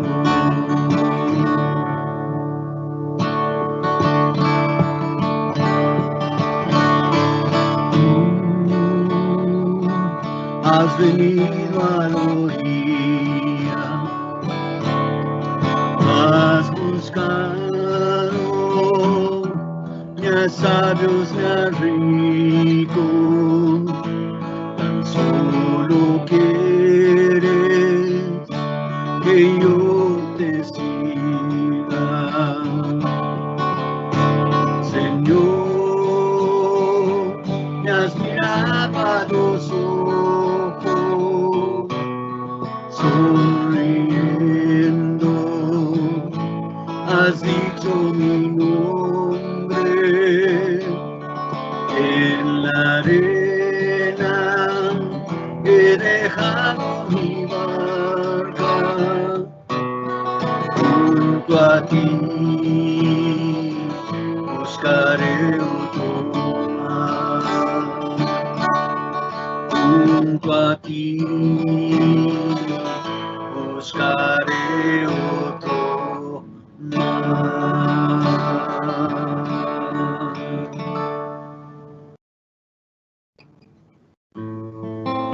Here's some old Spanish music, traditional New Mexico music.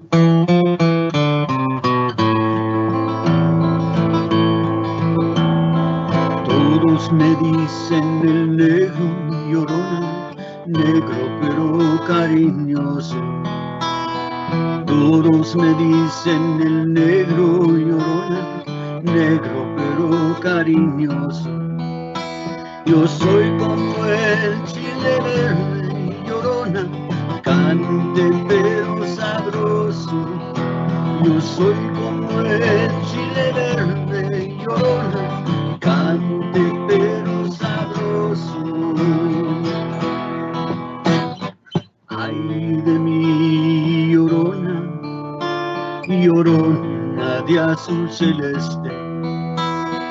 Ay de mí, llorona, llorona de azul celeste. Y aunque la vida me cueste, llorona, no dejaré de quererte. Y aunque la vida me cueste, llorona, no dejaré de quererte.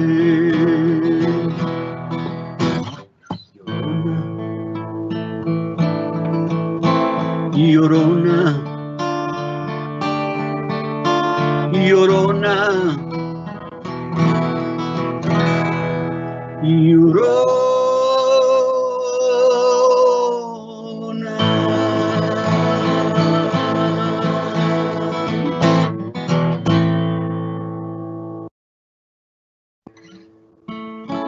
This is ranchera for you.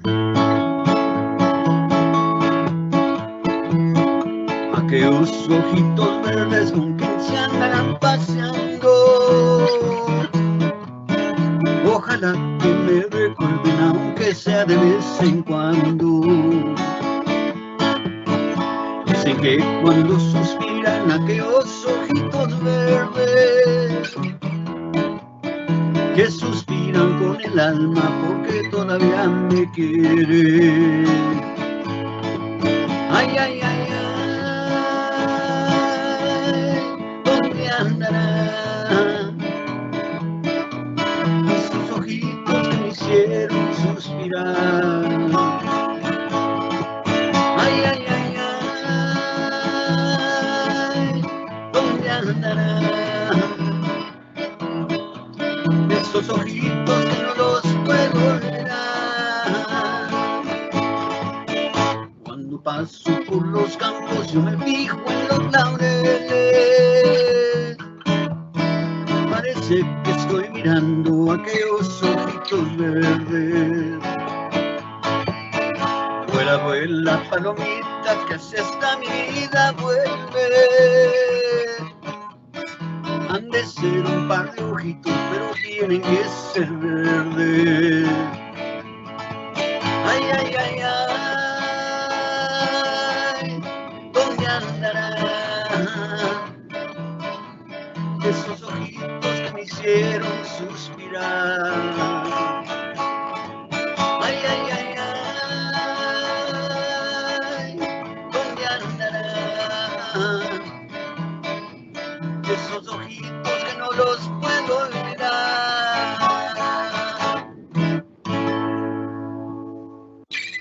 valse.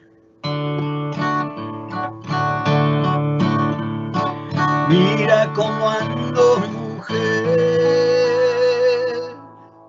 por tu querer,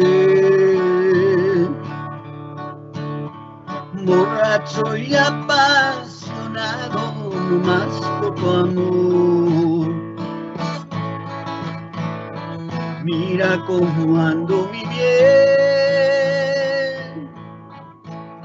y llorando de sentimiento, no más por tu amor.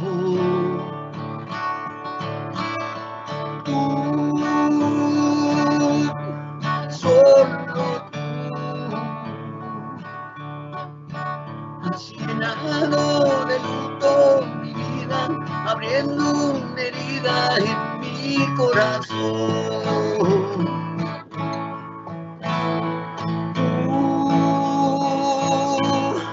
solo tú, eres causa de todo mi llanto, de mi desencanto y desesperación.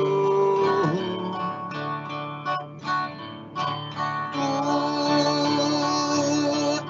solo tú,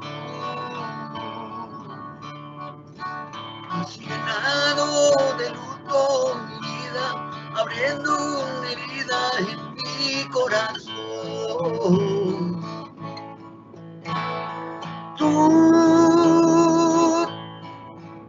solo tú, eres causa de todo mi llanto, de mi desencanto y desesperación.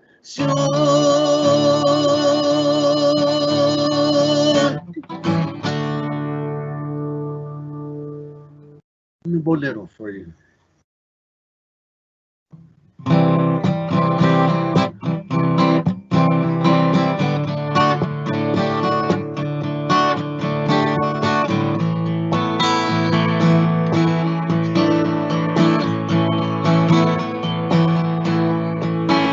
Sin ti no podré vivir jamás y pensar que nunca más estarás junto a mí. Sin ti,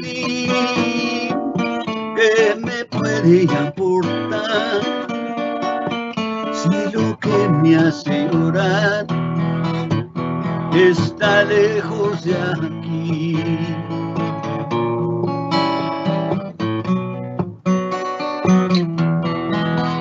Sin ti no hay clemencia ni dolor, la esperanza de mi amor te la llevas al fin. Sin ti es inútil vivir, como inútil ser el quererte olvidar. Sin ti es inútil vivir, como inútil será el quererte olvidar.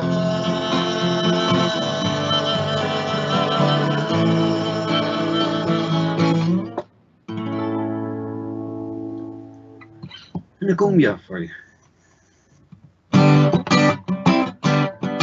La playa estaba desierta, el mar bañaba tu piel, cantando con mi guitarra para ti, nadie sabe. La playa estaba desierta, el mar bañaba tu piel, cantando con mi guitarra para ti, nadie sabe. Coge tu sombrero y póntelo, vamos a la playa, calienta el sol. Coge tu sombrero y póntelo, vamos a la playa, calienta el sol. Shiribiribiri, pam pam pam, shiribiribiri, pam pam pam, shiribiribiri, pam pam pam, shiribiribiri, pam pam pam, shiribiribiri. Shiri param pam pam. Shiri param pam pam. Shiri beep. And last but not least, one of our favorites.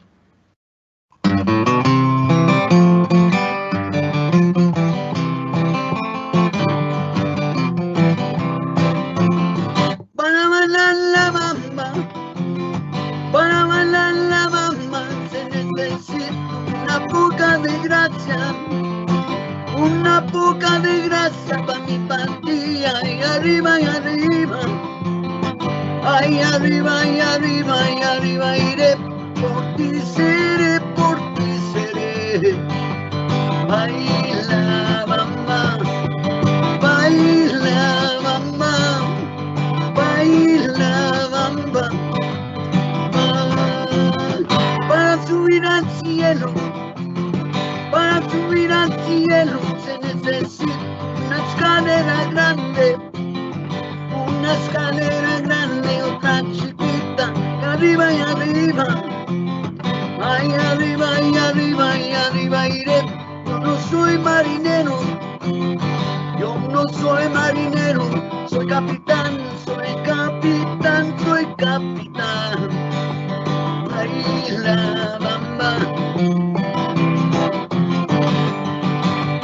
baila bamba, baila bamba, baila bamba, bamba. That it? Thank you, Mr. Archuleta. I hope others took your advice and did some singing and dancing. Thank you. And I know I did. That was amazing. Thank you so much. We want to thank you for sharing your music with us. As we all know, music can be healing, as Denise has said, and we are so happy that you are here with us today. As we had our other presenter earlier, Barbara, who also shared her musical talents with us. And as a department, we've had serenades to nursing homes, and we want to continue that collaboration with arts programs and music programs to make sure that we're bringing those talents to the community at this time. So thank you very much for that. Beautiful. You. Thank you for the opportunity, and I enjoyed doing it, and I was trying to keep upbeat with it all so we could, all have a positive day. Yes, and thank you all once again, and we'll see you tomorrow. Bye.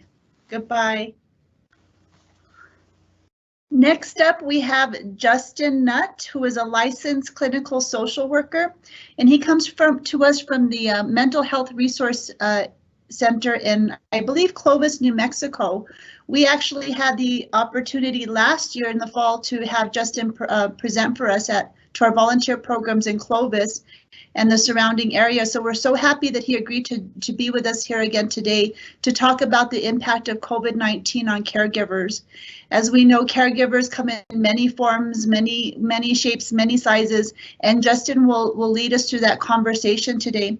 Justin is the Deputy Executive Director of the organization that he works with, and is also presented to many different types of groups, to include the military, law enforcement, and some other organizations that I'm sure he'll talk to us about today, and the experiences that he has seen during this time. So I want to welcome Justin. Thank you for being with us here again today and reaching a larger audience. Thank you for having me. Let me put this up from the beginning. So, is that showing correctly? I'm hoping. Yes, thank you. Okay. I have two screens, so I never know which screen I'm sharing. I'm sharing the note one or the other one. So, as Kimberly said, my name is Justin Nutt. I am the Deputy Executive Director of Mental Health Resources, and we cover about 12,000 square miles of eastern New Mexico, providing services to 5 counties right on the border of Texas, and then just slightly off with Debaca County as well. As Kimberly also referenced, I also am a consultant, and I always try and share enough that I look like I have credibility, but it kind of like a first date or a blind date where you don't want to share too much in case somebody wants a second date. There's more conversation there, and you don't bore them with all of it. But I am a consultant mostly in behavioral health and substance abuse, but I have also done a fair amount of direct service as far as crisis response to mass shootings and that type of thing. We also do a lot of what I guess you could term as workplace psychology, so leadership, team building, that type of thing.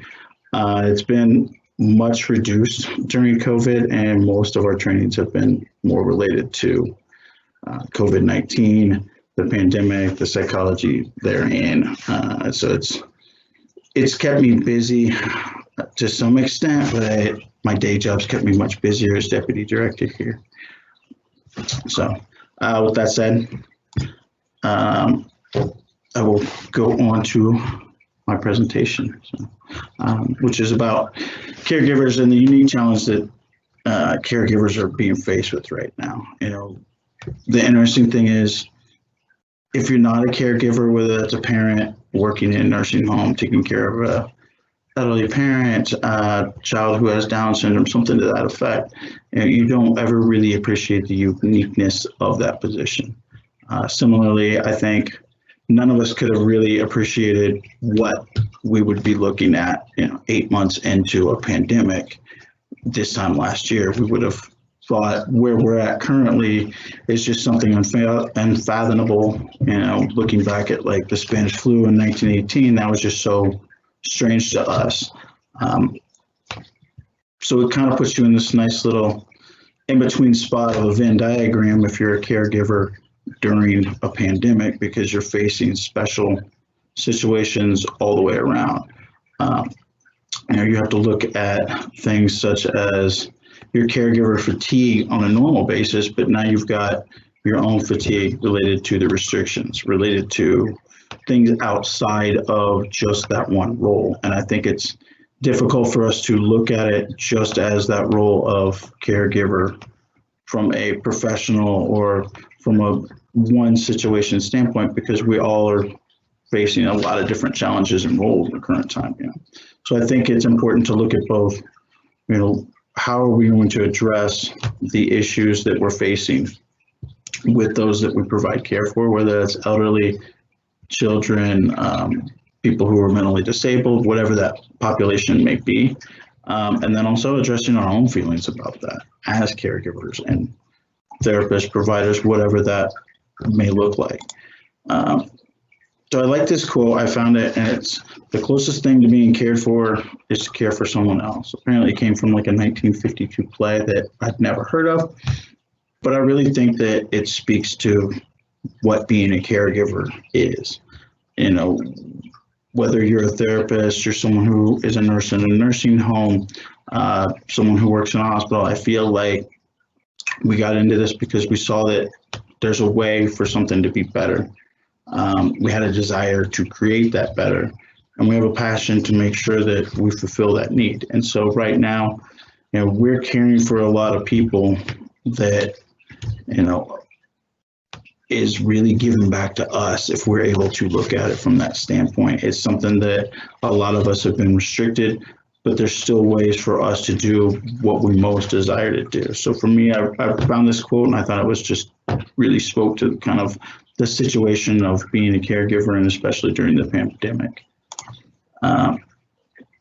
So I know that this is a presentation to the Department on Aging and Long-Term Care, but I really felt like we needed to look at various populations in discussing this. And that's, like I said, we don't fit into a nice role. I'm a consultant, I'm deputy executive director, but I'm a father of a 5-year-old. I also have a mother who's in her 70s. So I have a lot of different roles and a lot of different ways that I'm being impacted, and they're being impacted during the present situation. So I think we need to look at children and elderly and mentally disabled. You may work in a nursing home, but you also may have children.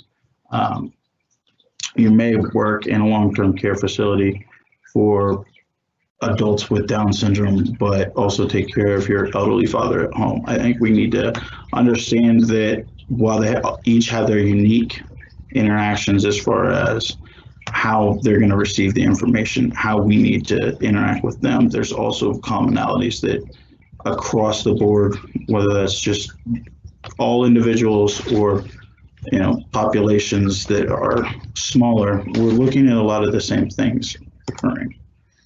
As a caregiver, I think the key piece is to make sure that we look at what's the level of information. How do we share that? How do we discuss that, the changes? And I feel like even as an executive talking with our other leadership every day, we're trying to determine what information do we use, what information is important. And I hate to word it this way, but throw away the stuff that doesn't apply to us because we get so much information. And sometimes it's not necessarily presented in a way that all of us are going to understand. Dr. Schrace and his PowerPoints that he shares during her updates, rarely do I understand a large percentage of that simply because I'm not an epidemiologist. I have friends who are, that when they look at it, makes total sense to them what's being shared. But I think we need to look at that as far as what are we going to share with those that we're caring for as well. So looking at what's the age appropriate terms if you're looking at children, what's the cognition level, what is it that they're going to understand, and then share at that correct level of information. We'll assess what level of understanding the individual has, and we can use the interactions we had pre-COVID with them and pair that up with any additional stress, any additional lack of functioning that's come out of that to understand what is it we need to truly present to them. What is it in conversation that we try and help them understand? Young children, the elderly, mentally disabled, they may be limited in their understanding and acceptance of the situation as a whole. There may be a limitation as far as the terminology that can be used because of the knowledge base that they're coming from. And then we also have to look at what's that interaction as far as sharing the information and are we creating more fear? You can talk to different populations about the same issue in the same way, and for one population, it may, or even one individual, I should say, it may assuage all that fear and calm them down because they understand it. For others, it may create a higher level of fear. So like I said, to me, I don't understand the epidemiology piece of it. I do understand the numbers and I can look at the tracking and the percentage rate, but to me, I see 80 cases or 87 cases where we once had 10, and to me, that's obviously a huge increase. There's a bigger fear there to some extent, but I also have the knowledge base and understand more tests, more positive cases. We're looking at a cumulative effect. We need to take that into consideration when we're working with people and when we're talking with those that we care for. The other piece, and I've had to do this with my 5-year-old especially, and honestly some of our employees and therapists as well, but really focusing on what's changing, not the causes. We all know the cause is COVID-19 on the big picture level, but there's the little pieces that are actually creating changes. So if you were to consider someone who might be in a nursing home, back when we had all the restrictions and no one was allowed to visit, you would speak with that person about the changes, how it's impacting them. Let them really lead that conversation, not necessarily sharing information and telling them, well, here's why, and here's what's going on, and here's all these things, but having a conversation from their point of view. And that's to, in part, avoid information overload related to the restrictions. I think right now, and not just with COVID, with politics, with every news story and every sports story, there's a billion pieces of information that's accessible and thrown at us every minute of the day. No matter what the topic is, I can Google the most random thing and I'm gonna have 3 billion hits in a tenth of a second. And so I think just as we have access to all that, we can be really easily overwhelmed by it when you're considering a population that we're caring for who may not be able to process that large information, whether it's because they're younger children, have dementia, whatever that may be, we really need to consider what information needs to be shared. In my previous life, I was actually a chef before I became a therapist. Before I realized I really liked to cook, but I didn't like people telling me how I was supposed to cook, and I just like to play my own version of Chopped and throw random things together. But in one of the positions that I had, I worked at a nursing home, and I can say some of the people that I got the closest to, they wouldn't have cared about what was causing all of this. They wouldn't have cared if their family wasn't able to visit or they weren't able to be around the other residents. I was thinking about an older gentleman that lived there. His only concern would have been, why can we not go outside and smoke? And that would have been his only concern, was the change of that. And I know some nursing homes have changed to more prepackaged meals rather than actually preparing them. And so his other concern would have been, was he going to get biscuits and gravy on Friday, or was he going to get stuck with something else? Those would have been his only concerns. So in dealing with his situation, it wouldn't have been important to bring up all these other pieces of, well, here's the restrictions and your family can't visit, and now we have to have plexiglass, because that's that information overload that we were talking about. And it was this slide that actually made me think of him, was individuals who are in those long-term care facilities are really going to be impacted in a very unique way. They've been isolated away for an extremely long time from visits, whether that was due to restrictions limiting the ability to have visits, or that was related to families who were quarantining, unable to, traverse state lines or county lines, kids or jobs, whatever those restrictions are. They've really reduced visits severely. And so I feel like in those cases, we've got a special situation that, while most of us have been kind of limited in our travel, I've been limited to Clovis. Clovis is not a bad place, but if you say I've been in Clovis for 9 months straight, and driving 15 minutes to Portales is the big adventure of COVID, that'd be pretty close to what it's been like for me. But at the same time, I've had a lot of interactions with other individuals that are outside of my normal day-to-day circle, due to events like this or other trainings and other gatherings. And so individuals who are in more of a long-term care facility setting are going to have very limited interactions. And the new way for many of them, if they're in a long-term care facility, they're probably limited in some fashion as far as their ability to understand, or the new way of, everything being online and virtual. I've made a joke that the only real impact for me is that long term, I'm probably not going to get to travel as much as a consultant. But for other individuals, using virtual platforms is something that's completely foreign to them and very difficult. Heck, I think it took my mom like 2 years to figure out how to text me.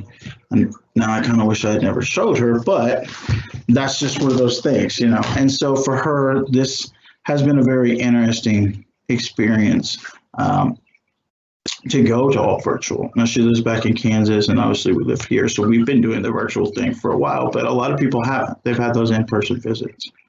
And that reduction in in-person visits, really, we've seen a marked increase, not just for people in long-term care facilities, but across the board in areas like loneliness and anxiety and depression, and worsening dementia symptoms is another thing that we're especially seeing in populations that already had that.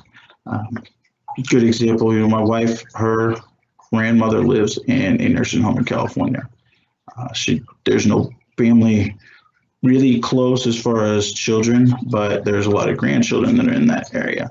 But with all the limitations, they've seen a severe increase in her dementia symptoms, a very large worsening of her ability to remember, of her even knowing who people are that before she would have known my wife not having seen her for 6 months. It's people that visit her or did visit her daily before COVID.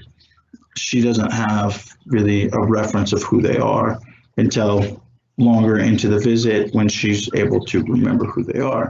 And I think we're seeing that across a number of different populations and settings due to different restrictions. And as I said, the limitation of access to visitation. And I think the virtual thing is great, but I think for her grandmother, for example, her trying to use the virtual platform, even if somebody's sitting there, she doesn't really understand that who this person is. They're not in person. It's almost like she's watching the television. It's not really like she's having a visit. She's having those interactions.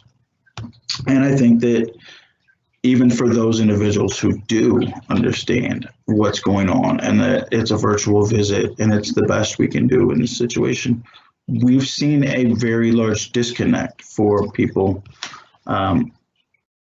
as far as how they feel about that, how their socialization's been impacted. And actually, I'll talk about that a little bit more later on.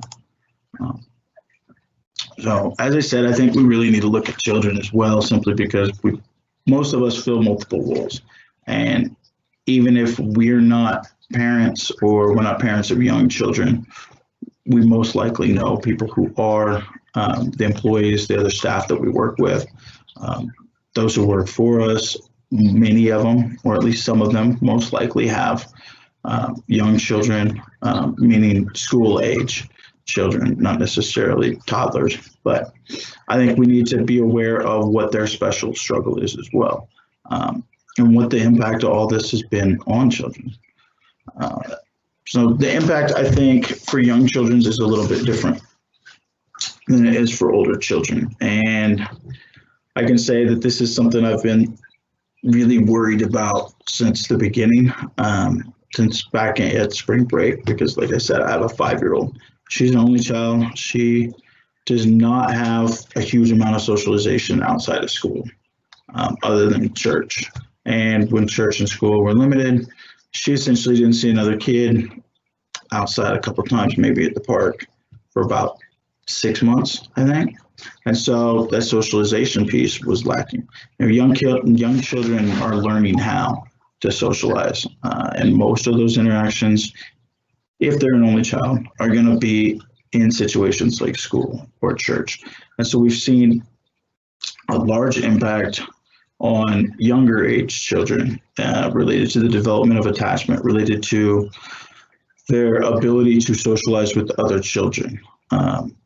And that's just a matter of they're not having the interactions, which doesn't allow them to access and create those skill base so that they can have interactions that are age appropriate with other children and with adults.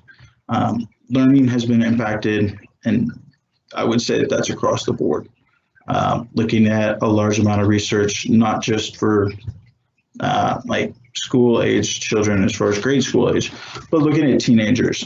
It's estimated that by the start of, I believe it was by the start of in-person schooling in New Mexico, they were gauging that children had lost a year from where they were at last year at this time. So they've literally lost a year's worth of school while also having to try and learn how to learn school lessons online. And so they're double impacted. I can say, having interactions with much of the operations of programs within our own agency with youth, the majority of kids are failing. I think it's like 80% of high school students right now are failing that are in the programs that I've spoken with in a relatively recent time. And so we're really looking at how we're impacting those children as far as their learning, their long-term acquisition of skill. And I can say for young children, and I don't know if it is marked at just very young children, or if there is a loss for, say, teens as well, or preteens, to a slightly less appropriate age interactions. But we've seen in toddlers and young grade schoolers that there's been a regression as far as acting in an age-appropriate way. Baby talk, being more clingy, not wanting to be separated from their parent, or something to that effect. The things that we usually see in children before they start school, we've started to see in kids who are preschool through, first, second grade. And I can say for my daughter, she tends to talk in baby talk more now, probably than she did even when she was a baby. When she started being able to say actual words, baby talk pretty much went away, and we've seen it come back to some extent. She's also been a little more clingy because she doesn't really understand what's going on and why she's being limited. And as referenced in an earlier slide, we had to kind of temper that. I know a huge amount of information as far as what's going on because of my professional connections, people I know in the state and federal government, all the different information sources that I get stuff from, but I can't exactly share that with a 5-year-old. I can't say, well, the case rate is this, and here's the new restrictions and the health order that's coming out tomorrow, and here's what's happening as far as the CDC changes. You have to use age-appropriate language, which means talking to her from a standpoint of people are sick. Well, people being sick can be a little scary to a kid, but at the same time, people are sick all the time. And so she's had ear infections, and there's that difficulty for her to understand. For older children, teenagers, even kids that are in college, friends of mine who have children in college have said that they've seen a large impact as far as their ability to socialize due to the fact that, honestly, teenagers at this point don't socialize. By and large, you're looking at sports and school, it really where they socialize, like in-person socialization. And so you take away that and you leave them in the situation where previously they use Snapchat or the text message or whatever, and that was the entirety of what their evening looked like, or their interactions with friends outside of the times when they gathered with them. We're going to see that impact of a reduction in the ability to socialize. And I think we're going to see for an extremely long time an impact on those people who are that generation that currently that's how they socialize, and how they're learning how to socialize, or they've learned how to socialize and now have that in-person piece taken away. We're going to see a long-term effect as far as the interactions that we have in the future and that they have as adults. I will also say, I referenced school failure, but depression, anxiety, isolation, all these things are impacting the mental health of the children that are trying to go to school and then not knowing what tomorrow brings, or not seeing their friends. I've seen kids who are isolated away as far as not being in attendance at school end up feeling more depressed and seeking that socialization at school, but then in turn they're going to isolate at home because that anxiety, because of that depression is increasing. And we know that when depression is heightened, many people will isolate, and so it's almost compounding itself. Additionally, the overall impact, if we just take out what's the population, what are the group, is the fact that the whole of this situation is going to be impacting everyone. We're looking at an increase in mental health concerns. We're looking at an increase in substance abuse. Oxford actually did a study, I believe it was published in the Lancet, which is a Oxford journal of psychology, I believe it is, or psychiatry.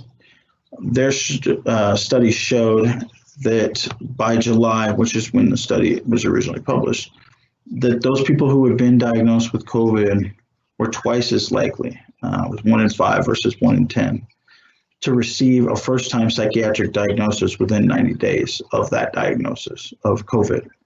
And those were, anxiety, depression, post-traumatic stress, and that was at a rate that was double what those who hadn't been diagnosed have been seeing. I can say, having done research and talked to a lot of different people in preparation for giving this talk, across the nation, we've seen an increase in services. And it's a little difficult to verify, this 1 in 5 versus 1 to 10, because we're not looking at a normal situation. It's not 1 in 5 versus 1 in 10 related to a car accident. So everything's equal. We've seen in our own offices a huge increase in the amount of people seeking services. I will say we have not seen as large of an increase in individuals that are ending up in our local ERs seeking hospital screenings for being suicidal. That has increased in line with the lower levels of depression and anxiety. But that's because we have a lot of individuals who, whether they are in recovery or never had a mental health diagnosis previously, this is kind of pushing them to that point where they're in a situation where they're not feeling, they're having uneasy feelings, whether it's anxiety, whether it's depression. Again, the increase in substance abuse, I can say I was talking with someone from the state back in, I believe it was October, and they had said that there's counties in New Mexico where their alcohol sales for the first quarter of FY21 were 60% higher than all of FY20, meaning that in those 3 months it was 160% of sales compared to the previous 12 months. We're seeing not just in alcohol and legal substance increase, but a lot of increase in illegal substances as well. I think in part that ties in with the mental health, but I also think it ties in with the fact that the people who aren't working are more likely probably to drink, use drugs as some form of escape and self-medication. But I also feel like youth, those people who are working from home, it's a little bit easier for them to increase that substance abuse or begin to use substances when there's a lack of oversight, for lack of a better term. When kids aren't in school and they're hanging out with their friends at home, being expected to tune in to 8 hours of classes, it's really easy for them to cut a class and get high with their friends. And I've talked to several teens, again, that are in some of our programs about the fact that that's what they will do, is they're willing to skip a class here and there if they can hang out with their friends. None of their parents are home, they're all at work, and so we've seen that increase in their usage as well. The other piece that was really concerning to me in the beginning, as far as like something I was worried about would come to fruition, has actually been something that nationally we've been looking at now, and that's the increase in abuse of individuals. Whether that's elder abuse, child abuse, sexual abuse, whatever type of abuse we may be looking at. We've noticed that while there's been a reduction in reports, there's actually been a marked increase in self-reporting as far as assessments and research looking at has abuse increased. And that's even true when we look at perpetrators being willing to self-identify that they've become more violent. And as caregivers, we get put in that special situation again, that very uneasy place where what we have to look at is multifold. We have to look at the fact that we don't have those face-to-face interactions. We're trying to have what should be face-to-face interactions through virtual means. We're talking to people on Skype. We're talking to people on Zoom. We may only be talking to them by the phone. And so we have less visual and auditory cues as far as what's going on. We can't really read body language if someone's only on the phone or if we're only seeing them from the neck up. We also aren't able to form a lot of those relationships, especially for kids with their teachers. My daughter was really close to her preschool teacher. She really likes her kindergarten teacher, but she hasn't had a huge amount of interactions with her. At most she had 2 days of school a week, and that's only been for a month or two.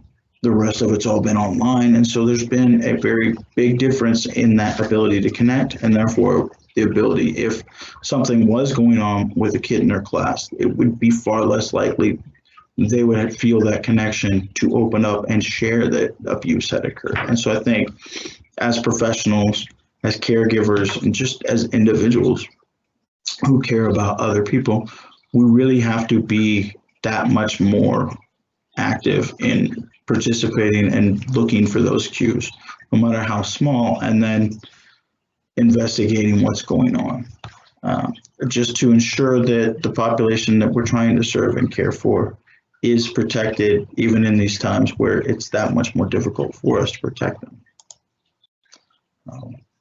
As I said, I think it's really important to also look at all of us as people, not just look at our role as caregivers, but to think about how all of this is impacting us. One of my favorite thoughts is I look at all of us as we're pitchers, and if we don't take downtime, we're not going to be filled back up. You can't pour, you can't fill a glass from an empty pitcher type of thing. And with everything that's going on right now, I feel like it's that much more. It's, as caregivers, we always have that difficulty of, we're taking on the hurt, the anger, the hardship of other people.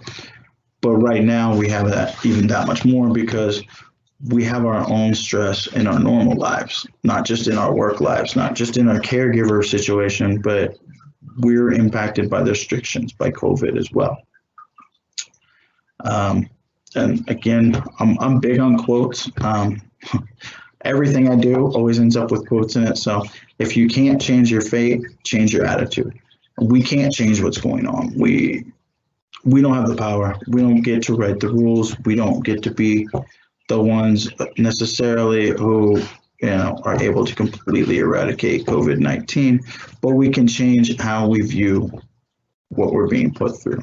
A lot of us look at, I'm stuck at home. I'm forced to work at home.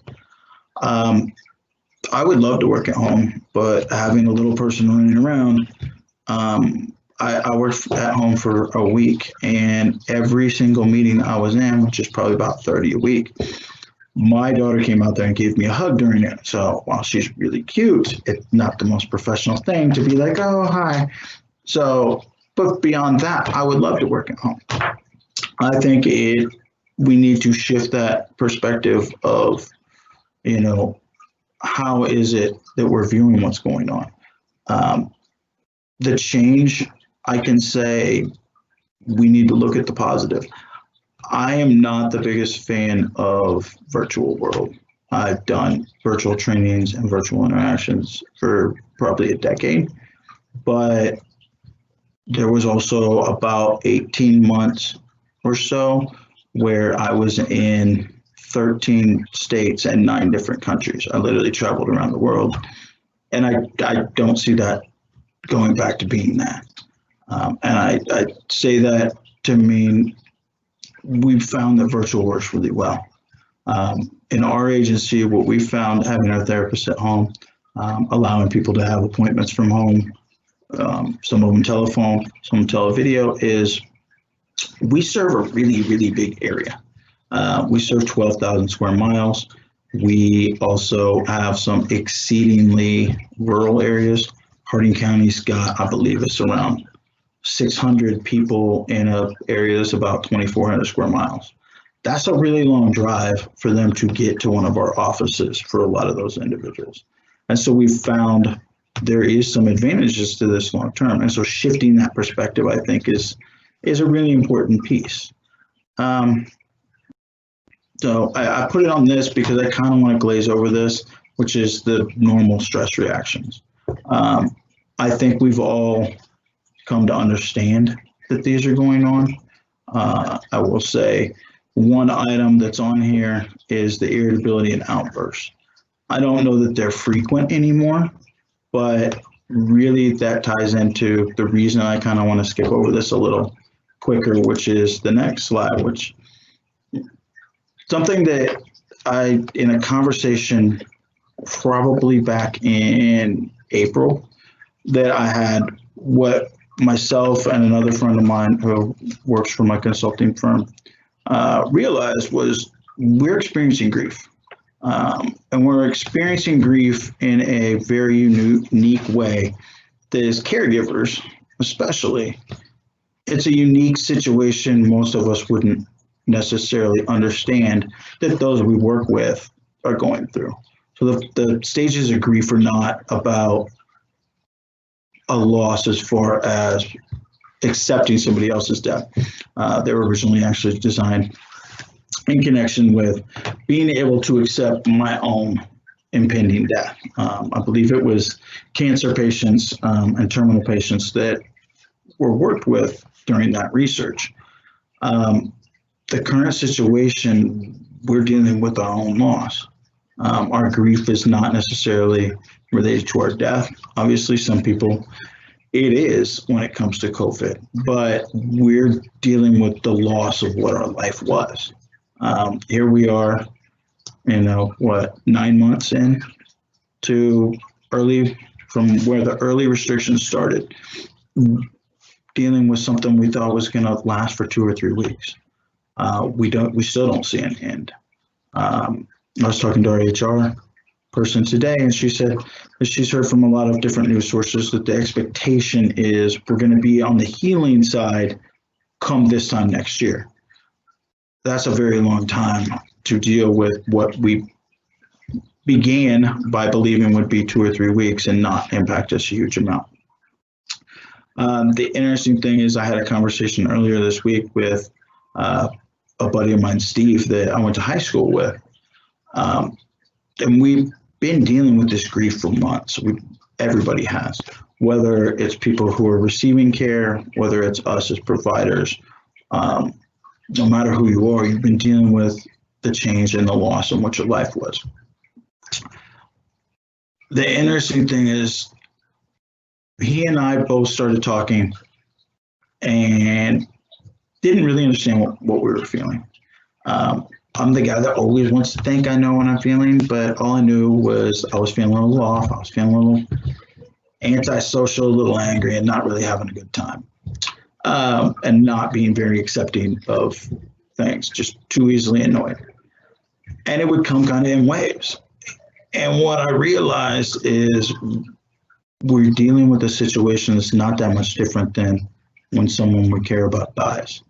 And my wife's dad died in 2012. I believe it was 12. Yes, 2012, July 8th of 2012. There are still times that she cries or she's angry or she thinks it's unfair, but there's extremely long periods in between those. And I think we're getting to the point that we've accepted so much of what's changed that it's only in waves that now we feel uneasy. And there's that need to recenter and understand this is not, everyone wants to use the term new normal. I hate that term personally. I used it for an extremely long time in a lot of trainings, but I don't like it because I don't think this is what normal is going to be long term.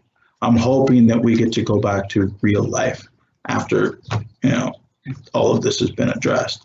And with the fact that there's ever changing, restrictions, it really means that we're still not at normal. We can't call it the new normal because new normal hasn't been established. I mean, if you look at 9/11, on 9/11 or 9/12 or 9/13, new normal still wasn't established. We were changing things. We were getting restrictions. TSA wasn't automatic reform. Homeland Security wasn't. It was several months later, and then we all had to get used to the changes of going through an airport. The body scanners, taking off your shoes, making sure your laptop's out of your bag, all those things. Now here we are almost 20 years later, and I can say this is our new normal. But at the present time, we're still trying to really deal with what that loss looks like. And I think that's what those waves are. And honestly, the conversation was just kind of out of the blue, and it stuck with me the last few days. And so that's why I thought it was important to address here, is because I think we're going to see that more and more. We see people that are just kind of blah. If they normally happy, they're good, and then all of a sudden they're just in a bad mood. I've seen it with a lot of people and just kind of wondered, you know, what's wrong with him? And the more I talked with Steve about things, the more I understood this is those waves of grief that we're going to continue to feel. Just as those interactions of virtual visits for people in nursing homes just don't have that same impact that an in-person visit does. As individuals, socialization isn't about just talking. It's not about just seeing someone. It's about being in their presence. And I'm more of a science person than metaphysical, but I can say it's almost like we draw that energy from each other, being in groups.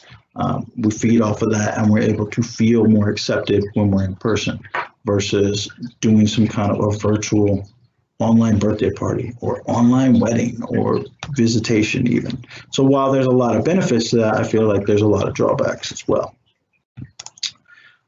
So how do we combat this? So whether it's for you as an individual, or it's in working with people, or it's helping your friends work with their kids, or whoever it is, I think really what we need to do is acknowledge what it is we're feeling. We have to avoid the idea that I can't be upset. I can't be angry that, I'm one of those people that I have wanderlust, I guess is the fancy way to say it. I like to go places. I'm not good with sitting in one place for an extended period. But like I said, I've been in Clovis with my long visit being Portales for several months. It's okay for me to be angry about that, or frustrated, or whatever word you want to use, but understand and accept that whatever we're feeling is okay to feel. It's got to be addressed. We have to accept it. We have to understand it. That's the only way we have power over it. I think the other thing that's really important, as I discussed, we've seen a marked increase in alcohol and substance abuse use. I think it's really easy for people to say, hey, I need a drink. Hey, it's a long day. This is just a really stupid day. I'm gonna have a drink. And drink more and more. And because we're not having social gatherings, that's drinking more and more alone, which is then normalizing drinking more and more alone, which we all know is one of the signs of someone who is an alcoholic. Now, in a situation like this, I'm not saying people who are drinking more are alcoholics, but I am saying it tends to lend itself to the development of an issue if you continue to drink large amounts long term, because you've learned and your habit is to drink alone already. One of my favorite things is grounding techniques, mindfulness exercises. So, being able to identify things that are around you to draw you into the logical and out of that emotional. I think that for a lot of us, that's really important. But I think that even more important than using those techniques, the relaxation, whatever, to cope with those emotions, I think it's important to understand while it's not as good, we do need to stay connected. And we need to adjust and be very mindful and intentional about being connected without being over-connected. And I preface that because I can say, if I was to look at my calendar, in a 40-hour week, I probably have 49 hours worth of meetings that I'm supposed to be in attendance of, because everything becomes a meeting. Everything becomes a meeting. Everything becomes an instant message. I've told multiple people that report to me, if before COVID you wouldn't have made it a meeting, we're not making it a meeting now. We're not, if you would have emailed me, email me. If you would have called me because it needed addressed now, call me. All those are still there. All those are still acceptable. So I think that over-connectedness almost cheapens the connections that we do have. But I think we have to be intentional about shifting our willingness to be connected as well. As a reference with kids, a lot of them don't have personal interactions. I had a kid that was 15 when I was in private practice, and we were talking about him dating some girl, and I was like, well, you know, like, you guys go out, you guys talk on the phone, because I'm thinking back when I was in junior high and, you know, like this girl, and I'd pull the phone cord all the way around, you know, through the kitchen, through the dining room, through the living room, sit on the steps and talk to her for 3-4 hours. And he's like, no, I just text with her. Well, if that's all he's doing with her, what interactions does he have? So he needs to be in a situation like that, whether it's a kid or an adult. We need to be more intentional because we don't have in-person interactions because of the restrictions. To understand that visual, there's a plus to that. The sound of their voice, there's a plus to that. And not 3-second Snapchats, but phone calls. I've probably talked to my mom more during COVID than the last 2 years. And that's not saying I don't talk to her, but saying that I've been that much more intentional because she's isolated, she's by herself in Kansas City, to make that connection. I also think that really important is when you need that help to seek it out. You know, your cup can't be filled from an empty pitcher, whether you're a caregiver, a parent, or it's just life in general. If you're feeling stressed, if you're feeling anxious, if you're depressed, seek out help. I don't think it always has to be professional help. I say that as a therapist. I believe in therapy, obviously. I wouldn't have become a therapist and then gone into administration, but I think that there's something to be said about just sharing how you feel with coworkers or people that you care about. We have a shared support group here that meets, actually it'll meet tomorrow afternoon. It's every other Thursday. An invite was sent out to all 130, 150 so employees that we have in our agency across all of our offices, across all 5 counties, that you can join if you want to. And it's largely just shared support. I mean, that's really what it is. There's complaining, there's laughing, there's joking, people have cried, and it's all about understanding other people are feeling that and having a shared sense of community. I think that there's an advantage to that. In some ways, even more so than there is to traditional therapy, where I go in and talk to somebody who is only in my life an hour a week or an hour a month or whatever that looks like. So these are the references that technically I guess I have to show by law, but so I believe that this is the question and answer piece, if I'm not mistaken. And I'm looking down at the little thing to see if Yes, thank Kim's you. there. So We're going to ask you a couple of questions. I know you talked a lot about self-medicating during these times. Since we work with the aging population, are seniors exempt from self-medicating? I mean, I think it depends on the setting. Sorry, I just got something about.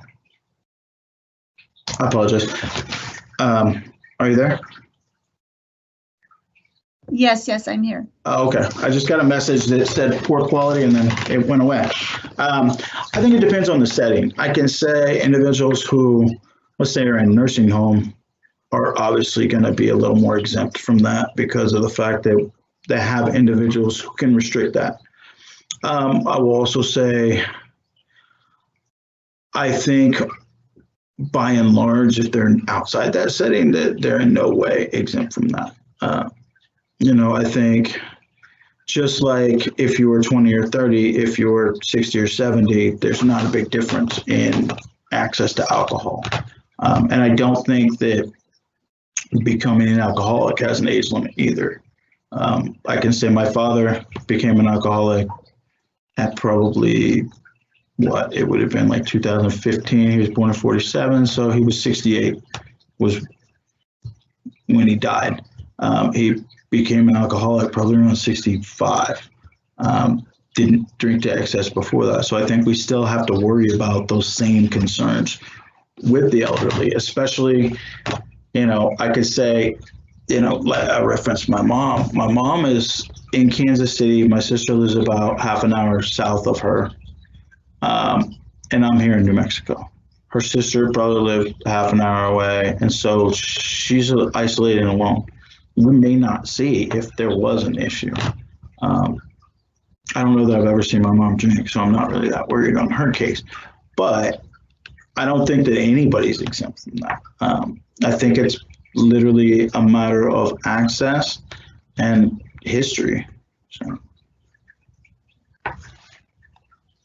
Thank you. I know you talked earlier too about access overload and really putting in perspective how we message things to different, whether it be ages, populations, and what is acceptable during these times.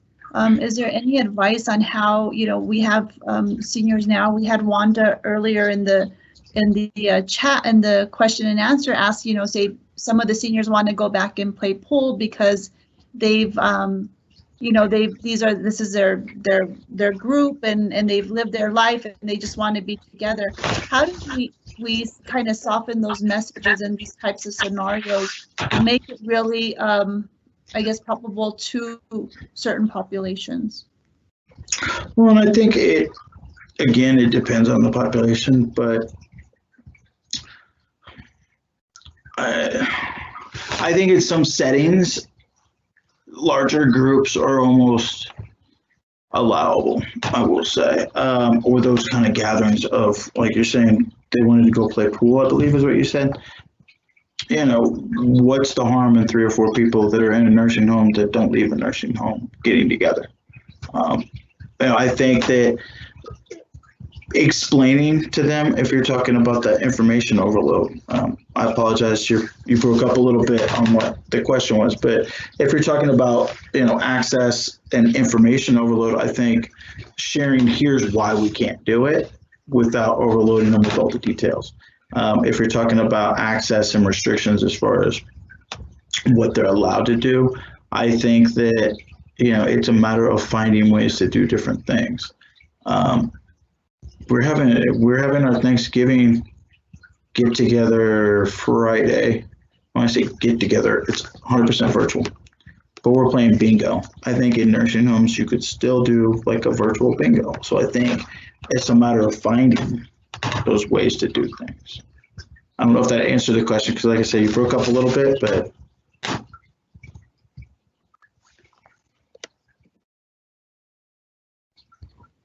I'm sorry, I lost you too. I got that same disconnect error.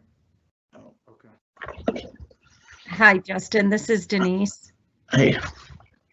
So yes, and you made a good point that it's the way, many of the providers from the volunteer programs to the senior services programs to even in the nursing homes where the restrictions are limiting, of course, that interaction between seniors to keep them safe. In yours and as well as Dr. Stricker's point in that really looking at things in how we can connect our seniors in ways that they can still communicate and they can still enjoy company, amongst a small group, but doing that safely. Of course, grouping them in a setting, a common area at whether a nursing home or a senior center, that's not safe at this time. Seen, of course, across the state, the spike of COVID positives and, of course, the number of deaths. And so you made that point of really just looking at things a little bit differently. We have many service providers on the call, and I want to urge that they look at the Q&A tab on their right-hand top corner of their screen and ask any questions as we still have some time for questions and answers here. But we have many of those providers across the state really looking at innovative, creative ways of doing that. We have a center that, is doing that parking lot bingo and, doing things like that, really engaging in their local radio station to doing the calling of the numbers and allowing the seniors to log on to their radio and their car and remain in a safe distance and wave to their peers, the seniors that they would normally gather at a site to play live bingo, but they're doing it in a parking lot, and they get to honk their horn, and they get to share at least in that safe distance. Going into the winter months, of course, many of our across the state have already seen snow. And the thing about going into that kind of a setting in a parking lot may not be as likely going into the winter months. But what are some of the, would you suggest, sir, are more creative, innovative ways that you're thinking seniors can enjoy the company of other seniors? Well, and I think a lot of those are ideal, but I guess I'm looking not just at the present, but the long term and some of the benefits of it. I would say, having worked with a lot of seniors who are in nursing homes and who aren't, I think that virtual and the unique situation, kind of like what I was referencing with our own employees, I think the long-term outcome is going to be a positive. I think those virtual get-togethers, I can say, when I'm around my buddies back home, we play cards and dominoes. That's a little more difficult to do virtually. Playing pool is going to be a little more difficult, but things like playing chess, even if it's virtual, it's the back and forth of the game. And so, excuse me, as long as you still have the ability to have a two-sided interaction where one side impacts the other, I think that that's a positive. I think we have a situation where the advantage is people who are in more rural areas are going to be able to long-term have more interactions. I've seen a huge increase in, support groups like AA or Celebrate Recovery being online. Whereas, in a very small town, you probably don't want to go to AA. And that sounds weird to say, but that's what I heard over and over when I was in private practice, is there's no way they would go to AA because everybody knows what that building is and everybody sees you walk in. And if there's 2,000 people in a town, everybody pretty much knows who you are. And so that impacts your life. And I bring that up to reference it from a standpoint of long-term, how do we improve the health of them? I think when we can get back in person, that's definitely something we need to do.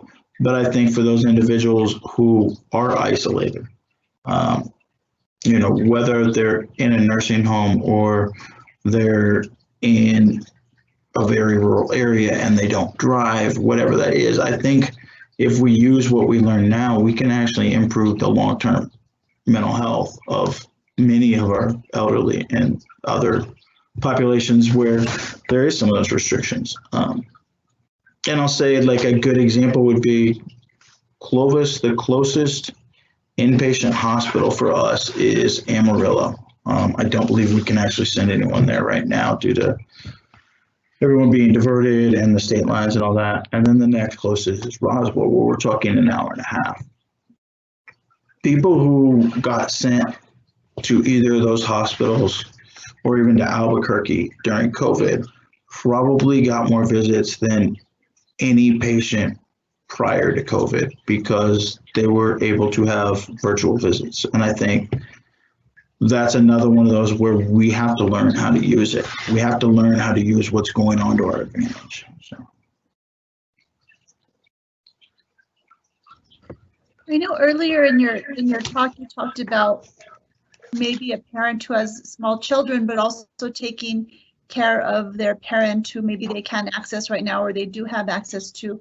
And how do those supports come in for those people who are caregivers from one level to the other? How do we help them, or what do you suggest would be a good plan for them to really deal with the grief that they could be experiencing at 2 levels or 3? Well, I think it's something we've seen in a very much smaller scale for people who are taking care of their parents and their children. But I think it's really about that shared support piece. Like I said, I think it's very positive to get therapy. I think, I mean, I could probably use therapy. I could probably use marriage counseling. And only from the standpoint that it's about actively working on whatever you want to change. So I'm not against the idea of therapy by any means. My boss would probably be really angry if I came across as sounding like I was completely against therapy. But I think that just that shared support piece is so important. Finding those people who are going through the same thing. Understanding it's okay to take a break. My wife has been at home she's a stay-at-home mom with our 5-year-old back since right before spring break. Our schools, I think we closed for a week and then there was going to be spring break and then supposedly they were going to come back and that never happened. She's a really good mom, but it's just stressful, and so her getting away and finding other moms that she can interact with is really important for her. So she's in, a mom's group with the mothers of preschoolers, I think. And so I think the same situation, individuals who are dealing with the stress of their parents and their kids, they're getting pulled in two directions and they've got even that much more stress. So finding that relaxation, that outlet, I think is important. And I don't think the answer in most situations is what we would normally do, which is I'm stressed, I'm going to withdraw and have time to myself, because that's all we've had for so many months. I think it's to do what is pretty much the opposite of what we're normally doing, which is to seek that connection and seek other people to understand, because we need someone else to say, it's okay that I'm feeling this because other people are feeling this too. Justine, this is Denise. I've got a question. We have obviously across the state an increase in seniors raising grandchildren. And you made a good point. This is impacting, obviously they're in a role of not only caregiving, but also teaching and logging on to online learning, online schooling. And so to Kimberly's point as well, you have that grandparents raising grandchildren population here in New Mexico that, they're raising grandchildren, but they're also needing to be cared for as well. Mm-hmm. And so there are many programs across the state that support like the Caregivers Coalition and others. Is there any resources that you could share with the audience from your organization for the supports that might be needed across the state, not only for caregivers, but also grandparents raising grandchildren? As far as like specifically to our agency or our area, I honestly, I don't know what there is here. And that sounds negative, but it's not a lack of knowledge in a normal world. It's just a lack of knowledge of what's going on right now. And I know that funding has impacted a lot of things. And then restrictions have impacted a lot of our programs. But as far as accessing the knowledge base, I think I wish I had a better answer, but I think it's a matter of finding those shared experiences or finding people that realistically you can turn to for that assistance. As far as like you were talking about, needing to log on and then, raising their grandkids. I think finding parents, whether they're, grandparents or they're just other parents that are experiencing the same thing, and being able to seek that assistance if you have an issue with being able to use the technology. If you have an issue as far as the adjustment or how did somebody else managing their child, I don't think that it is as big of a factor that it's grandparent versus parent. If you're talking about as far as like physical or mental health of seniors, I think it's important to make sure that they do seek out those activities like were referenced earlier, such as, the parking lot bingo, which I had not heard anything about, but I think it's kind of neat. I mean, we have senior centers here that pretty much just aren't doing anything. I mean, they're just not allowed to do anything. And so I think that that's actually a really good idea that I'm going to steal and point their way so that maybe they can assist some of the seniors that we're seeing. Yes. You know, beyond that, I don't know that there's perfect resources, unfortunately. I think even though we're 9 months into it, and this is my own personal opinion, but we've spent a lot of money to try and talk about how to develop things, but I don't know that it's actually reached all the areas it could. And New Mexico is a state that is very interesting, I guess is a good term, but I'm from Kansas. It's not that much different. You know, you have this portion that's very populated and this portion that is very sparsely populated, and a lot of times those resources are less in those areas. So I think finding ways to access the ones from the more populated areas. I don't know how those services would work across, you know, say a video link for somebody who's in Roswell to seek services from Albuquerque, but I think that there's that unique opportunity to be able to kind of exploit that technology for purposes that it wasn't originally designed to be used for. So.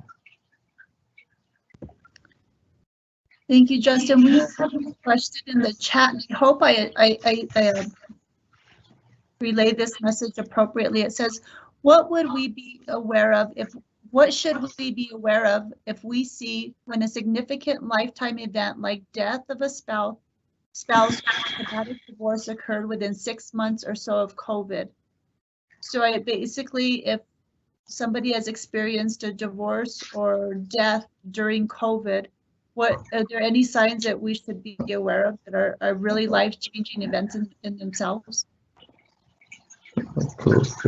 Sorry, I was just reading the follow-up, which is the crisis piece, but I think it's one of those that we have to be that much more aware of what was going on before COVID. I think,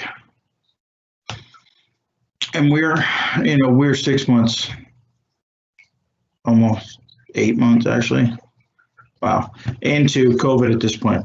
So I think that a lot of those experiences that before were largely impacted on the front end by COVID have been reduced to some extent.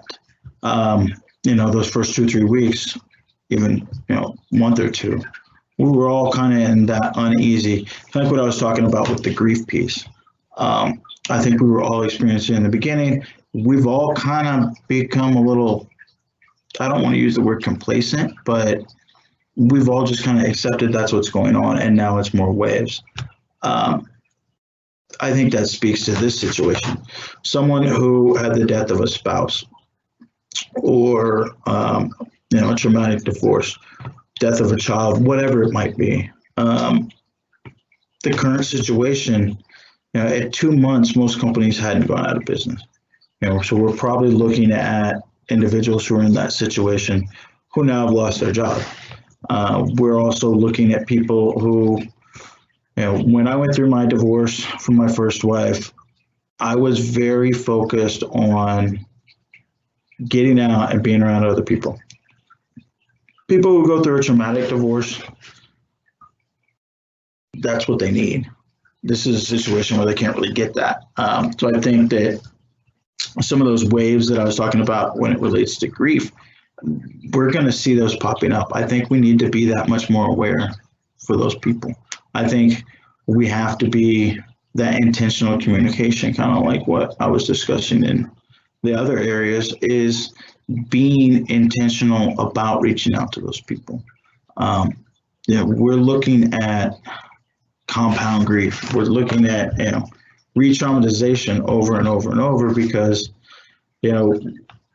I might have had a divorce and then I ended up in a situation where I wasn't able to work and I went on an appointment thinking I was going to go back to work in a month or two. Now, the company I work for is out of business. You know, I can't necessarily be evicted in the present time, but at the same time, in a year or 8 months or whatever, when all those protective pieces as far as rent go away are lifted, I would assume there will be a large number of evictions. That's just my personal opinion. That what'll happen is a lot of those individuals will say, okay, you owe me 8 months worth of stuff. Or the house gets foreclosed on because the guy who owns the house and is renting it to you, he can't afford to pay the mortgage on it. I think we'll see a lot of that happen.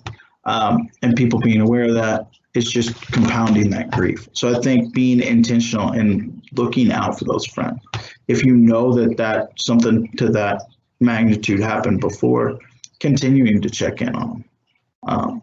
As I said, you know, that's why I'm so intentional with my mom is, you know, she and my dad got married, 1971, and she's never lived alone. She always had somebody close or some way to get out and interact with people. And now at 70, she has no interactions really with anybody because she's at home by herself. So I think it's that important piece of being intentional when people had a crisis before COVID or a trauma before COVID and checking in with them, making sure that they get the help they need and being there for them. I don't think that means that you have to overwhelm yourself as a caregiver. As I said, I think it's very important to make sure that you take care of yourself or you can't really take care of anyone else.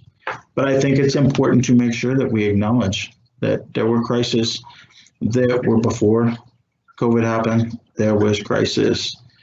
I know of people who have gotten divorced during COVID. I know of people whose spouses have died during COVID. And just understanding that we're in a situation that compounds whatever that crisis was in a lot of cases. So I think that's the key piece.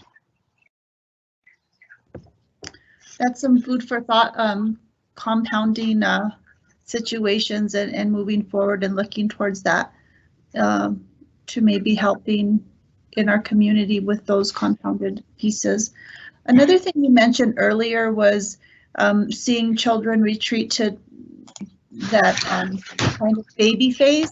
Mm-hmm. And what about that same situation with seniors, especially as you say, dementia, maybe the dementia is now aggravated by just being in these situations, and you may see it, you know, be more prevalent in their world today. How would we see any childlike symptoms from people with dementia who are now experiencing these restrictions under COVID? As far as like childlike and elderly, I don't think we would necessarily see some of those regressions, but I think we might. And I think it just depends on the individual. Like I said, I worked in a nursing home as a chef. I've also done a lot of consulting in senior depression and that type of thing. So there are those individuals that tend to regress as part of Alzheimer's just as a whole.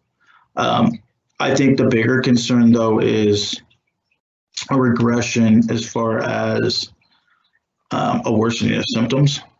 Yeah, the best thing for people who have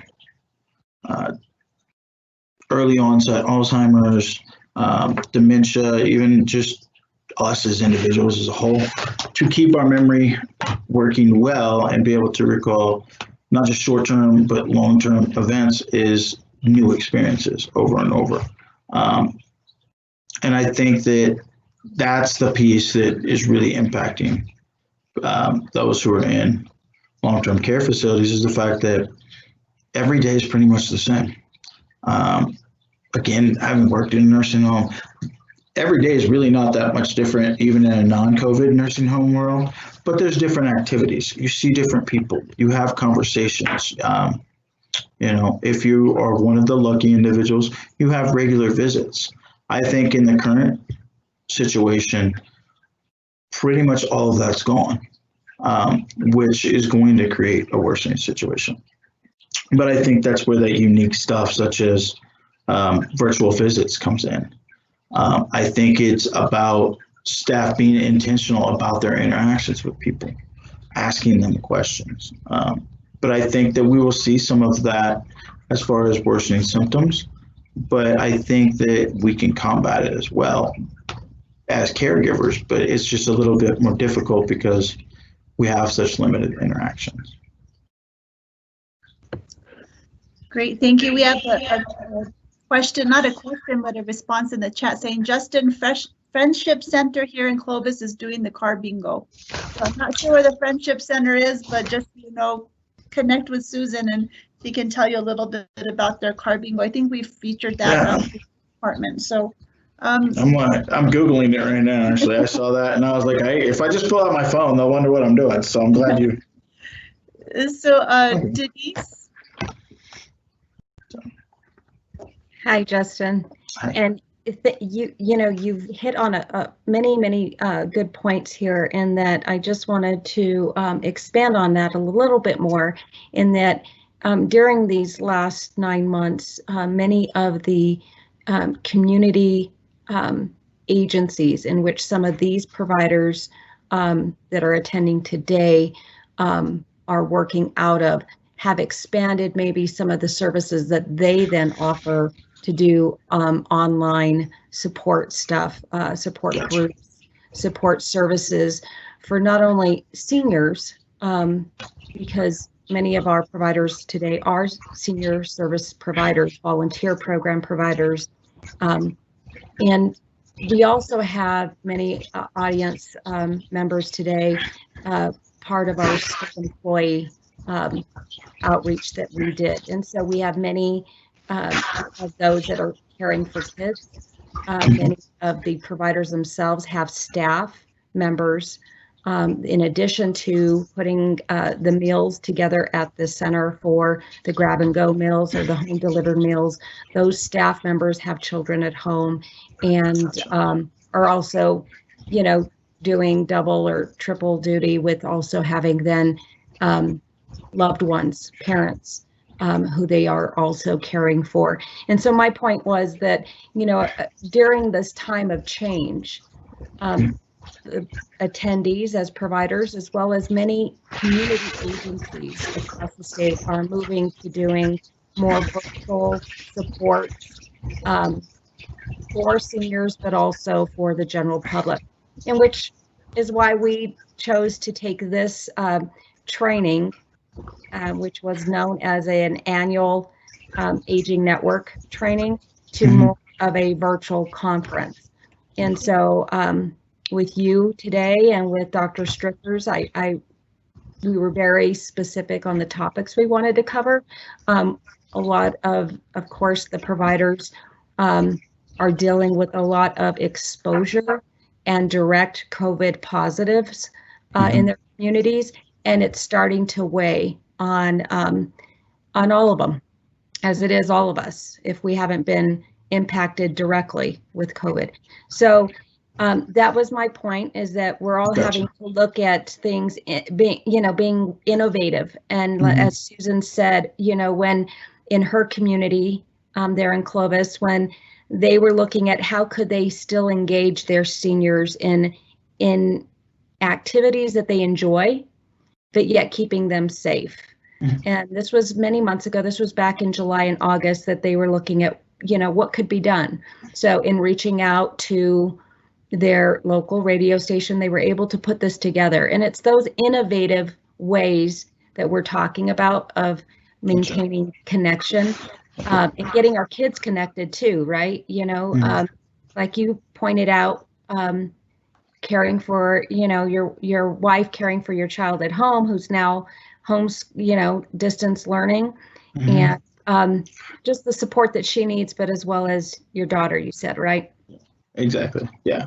And I understand what you meant now. I was thinking you were like wanting exact services of like what we built, but yeah, I think that virtual piece is so important. I think that I've seen support groups that have popped up on Facebook. I'm not going to suggest that because I think that there's a vulnerability to trying to join something where it's people you completely don't know. But I think that the virtual world, that's where we are now. I think we have to look at a lot of different and unique ways of doing things. So. And for us, we've converted almost everything to virtual, or at least the ability to do virtual to limit that exposure. And so, but I think that, for individuals who are working in nursing homes or working around a lot of COVID positive people, I think it's important to either reach out to their bosses and say, hey, how do we work as a team to feel better about this, or see about like an EAP program, an employee assistance program, so that they can find somebody to talk to as well. But I also think, events like this are great because it allows people who aren't even in the same agency, who may not even be in the same city, to connect across, issues and be able to share their struggles and difficulties. So. Absolutely. And we will be posting on our, I'm sorry, there's some feedback there. We will be posting on our exhibit hall some of those resources that are across the state, since the topic is caregiver, that Justin has covered now. We do know that the Caregivers Coalition offers the Stress Busters program, and that is online. And there are many other resources, hotline supports. And so we want to make sure that those are also put in our exhibit hall so that the attendees have access to then share that information. That's the intent, is to gather this information during this conference and share it with those that are in need of that information. And it could be directly our seniors, and it could be other service providers. Let me just look a little bit closely at the Q&A and see if there's any last minute questions. Kimberly, anything else? No, I think our time is almost up. Thank you, Justin, so much for joining us today and being one of our presenters. We appreciate your time, and I'm sure our audiences will be looking at all of those presentations. So thank you very much, and my best to you and everybody out there in Clovis. Thank you. Thank you. Thank you, Kimberly. I just want to do just a few reminders. We're going into the second day of our conference tomorrow. We will have those links. There was some issues with people logging in today, and we hope to get that addressed so that the login is a little smoother tomorrow. Many people had to log in under an anonymous login, and I think that was more specific to the system that they're running on their desktop. We also, again, want to remind you about the exhibit hall, where there's all those PowerPoints that are available and other resources that we've already started to list and post on the website. We have many different, of course, programs and events on our website that we urge that you go on to our website and look at some of those. Specifically the Create and Connect campaign. I thank you for joining us, and we will see you tomorrow. Thank you all.